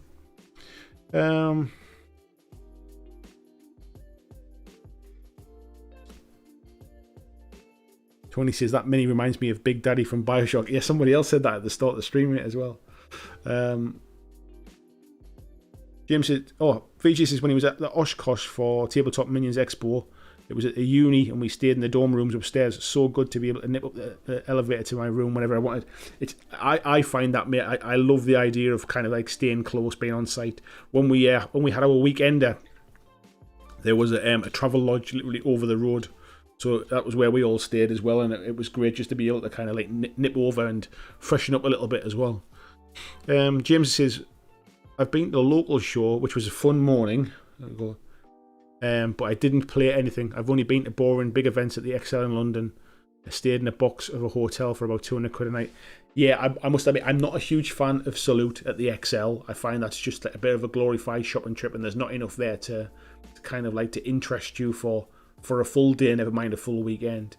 And I've been to some events that are just like small local ones, and essentially what you get is you get like a few kind of local stores or like local games sort of companies just kind of selling a few bits and pieces, and it depends what you're looking for, really. I think what it is. James says I won't make it this year, but definitely be up for next year. Tony says often you can get the game with the people who design the games, which is always awesome. Yeah, last year, or year before I should say, I was just standing like looking at something on a shelf, and this guy kind of like stopped me, and he must have been about 6'7". He was huge. He had a bit of a bit of a like Nordic accent, big kind of blonde beard and blonde hair, and said like, "Are you Andy? Are you BlackJack Legacy?" And I was like, "Yeah." I was like, "Oh God!" And he introduced himself, and he was a games designer for a game that I'd reviewed. And he said, I've got another game. Would you like to come over and come and play a game? So I actually got to play the game with him as well, like, which was really nice. And he was mega friendly. And obviously I've had the opportunity to meet a few people over time, so you kind of see these people as well. So when you go to the different stalls, obviously like the Mantic guys are all there, so you kind of like get a chance to catch up with some of them as well. The guys from Warcrate will be there. It'd be nice to kind of introduce myself face to face this year. I've never really spoken to them face to face. So yeah, there'll be like lots of different kind of companies and stuff there as well. And it is nice to like have a demo of a game from the person that actually designed the game as well. Jill says no plans for a weekender in the future. They definitely will be in the future. Yes, 100%. The difference is now is I'm kind of torn about where to have it, because location-wise, somewhere more central would obviously make sense for people to travel to. But because it's like having somewhere more central would mean that I'm having to try and organise it from a distance. In the past, we had it in Manchester because two of the lads, so there was three of us organised it. The other two lived in Manchester, so they did a lot of the organising, the kind of like locally and things. So it's kind of, there's a balance between if I organise it locally, I can do a better job of it, However, it means a lot of travel for some people, where if I organise it more central, I almost have to just put my faith in the fact that I'm asking the place that's hosting it to do a bit of the legwork, and then it's a little bit out of my control then. So it's about, where do I have it? I want to have it in a nice place. I want to have it where it's kind of like accommodation right next to it. All those kind of things. I don't want to just have it like in a church hall somewhere and then people have to get in a car and drive 10 miles to a hotel kind of thing. Tasty Brain Drain saying, yes, staying at the hotel where the Connors is way better. And John says, were you glad you'd given it a good review? I didn't give it a great review, actually, mate. I gave it an honest review. And it was, I think what I said was, the game was pretty good. I wasn't so sure about the solo aspect to it or something like that. I can't remember exactly what I said, but it was, basically the game was pretty good. And he actually emailed me, or he sent me a message on Twitter, and basically said, like, thank you very much for the review. Just to clarify a couple of points that you said, like X, Y, Z, like this is what I was trying to do when I did this game, and that's why this mechanic works this way, kind of thing. So we had a little kind of backwards and forwards, sort of like hour-long conversation over Twitter about the review and about his game, and I thought that's quite nice. He obviously, like, one, it's nice he saw it, and two, it's nice that he kind of contacted me. So yeah, I mean, I think if I'd bashed the game, if it was a terrible game, he might not have felt the same way. But I think he felt it was honest and balanced, and I think, like, that's all you can really hope for, really, when somebody reviews your game. Or he says, Central from Chicago in the northeast of England would be Iceland.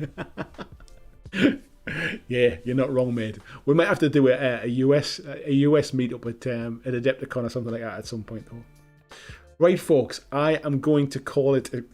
Christian's just saying time for bed as well. I'm going to call it there as well. There's not much more I can do with this tonight because I need to do about 3 more layers on this base by the looks of things. So I'm going to leave that one overnight, let it dry, and come back to it tomorrow and finish it off. I'm going to call it a night on the stream. Thank you, every single one of you who've been in tonight. It's been awesome to have a bit of a chat and hang out with you all. Hopefully there should be another video up this week as well. If you didn't see Monday's video, the clips video was up yesterday. I've been building up some moonstone stuff. I've got that massive big piece of terrain as well that I've been 3D printing, and it's took me a week to do it. So I've got plenty of stuff to do with that. I've got some videos scripted, ready to make as well. So I'll catch up with them, and if I don't speak to you before, I will see you all on Monday for the live stream. So take care, folks, and I'll see you then. Thanks for watching my video. I hope that you really enjoyed it. And if you did, why not consider clicking on the suggested video below to see more of the work that I've done. If you'd like to support the long-term sustainability of this channel, why not consider checking out my Patreon, where you can pledge and support from as little as $2 a month. And there is lots of different tiers and bonuses, which will give you access to a private Discord server. It will give you free t-shirts, free mugs, a podcast every month, and a number of other things, including getting your name at the end of every video, like these awesome folks who already support me now.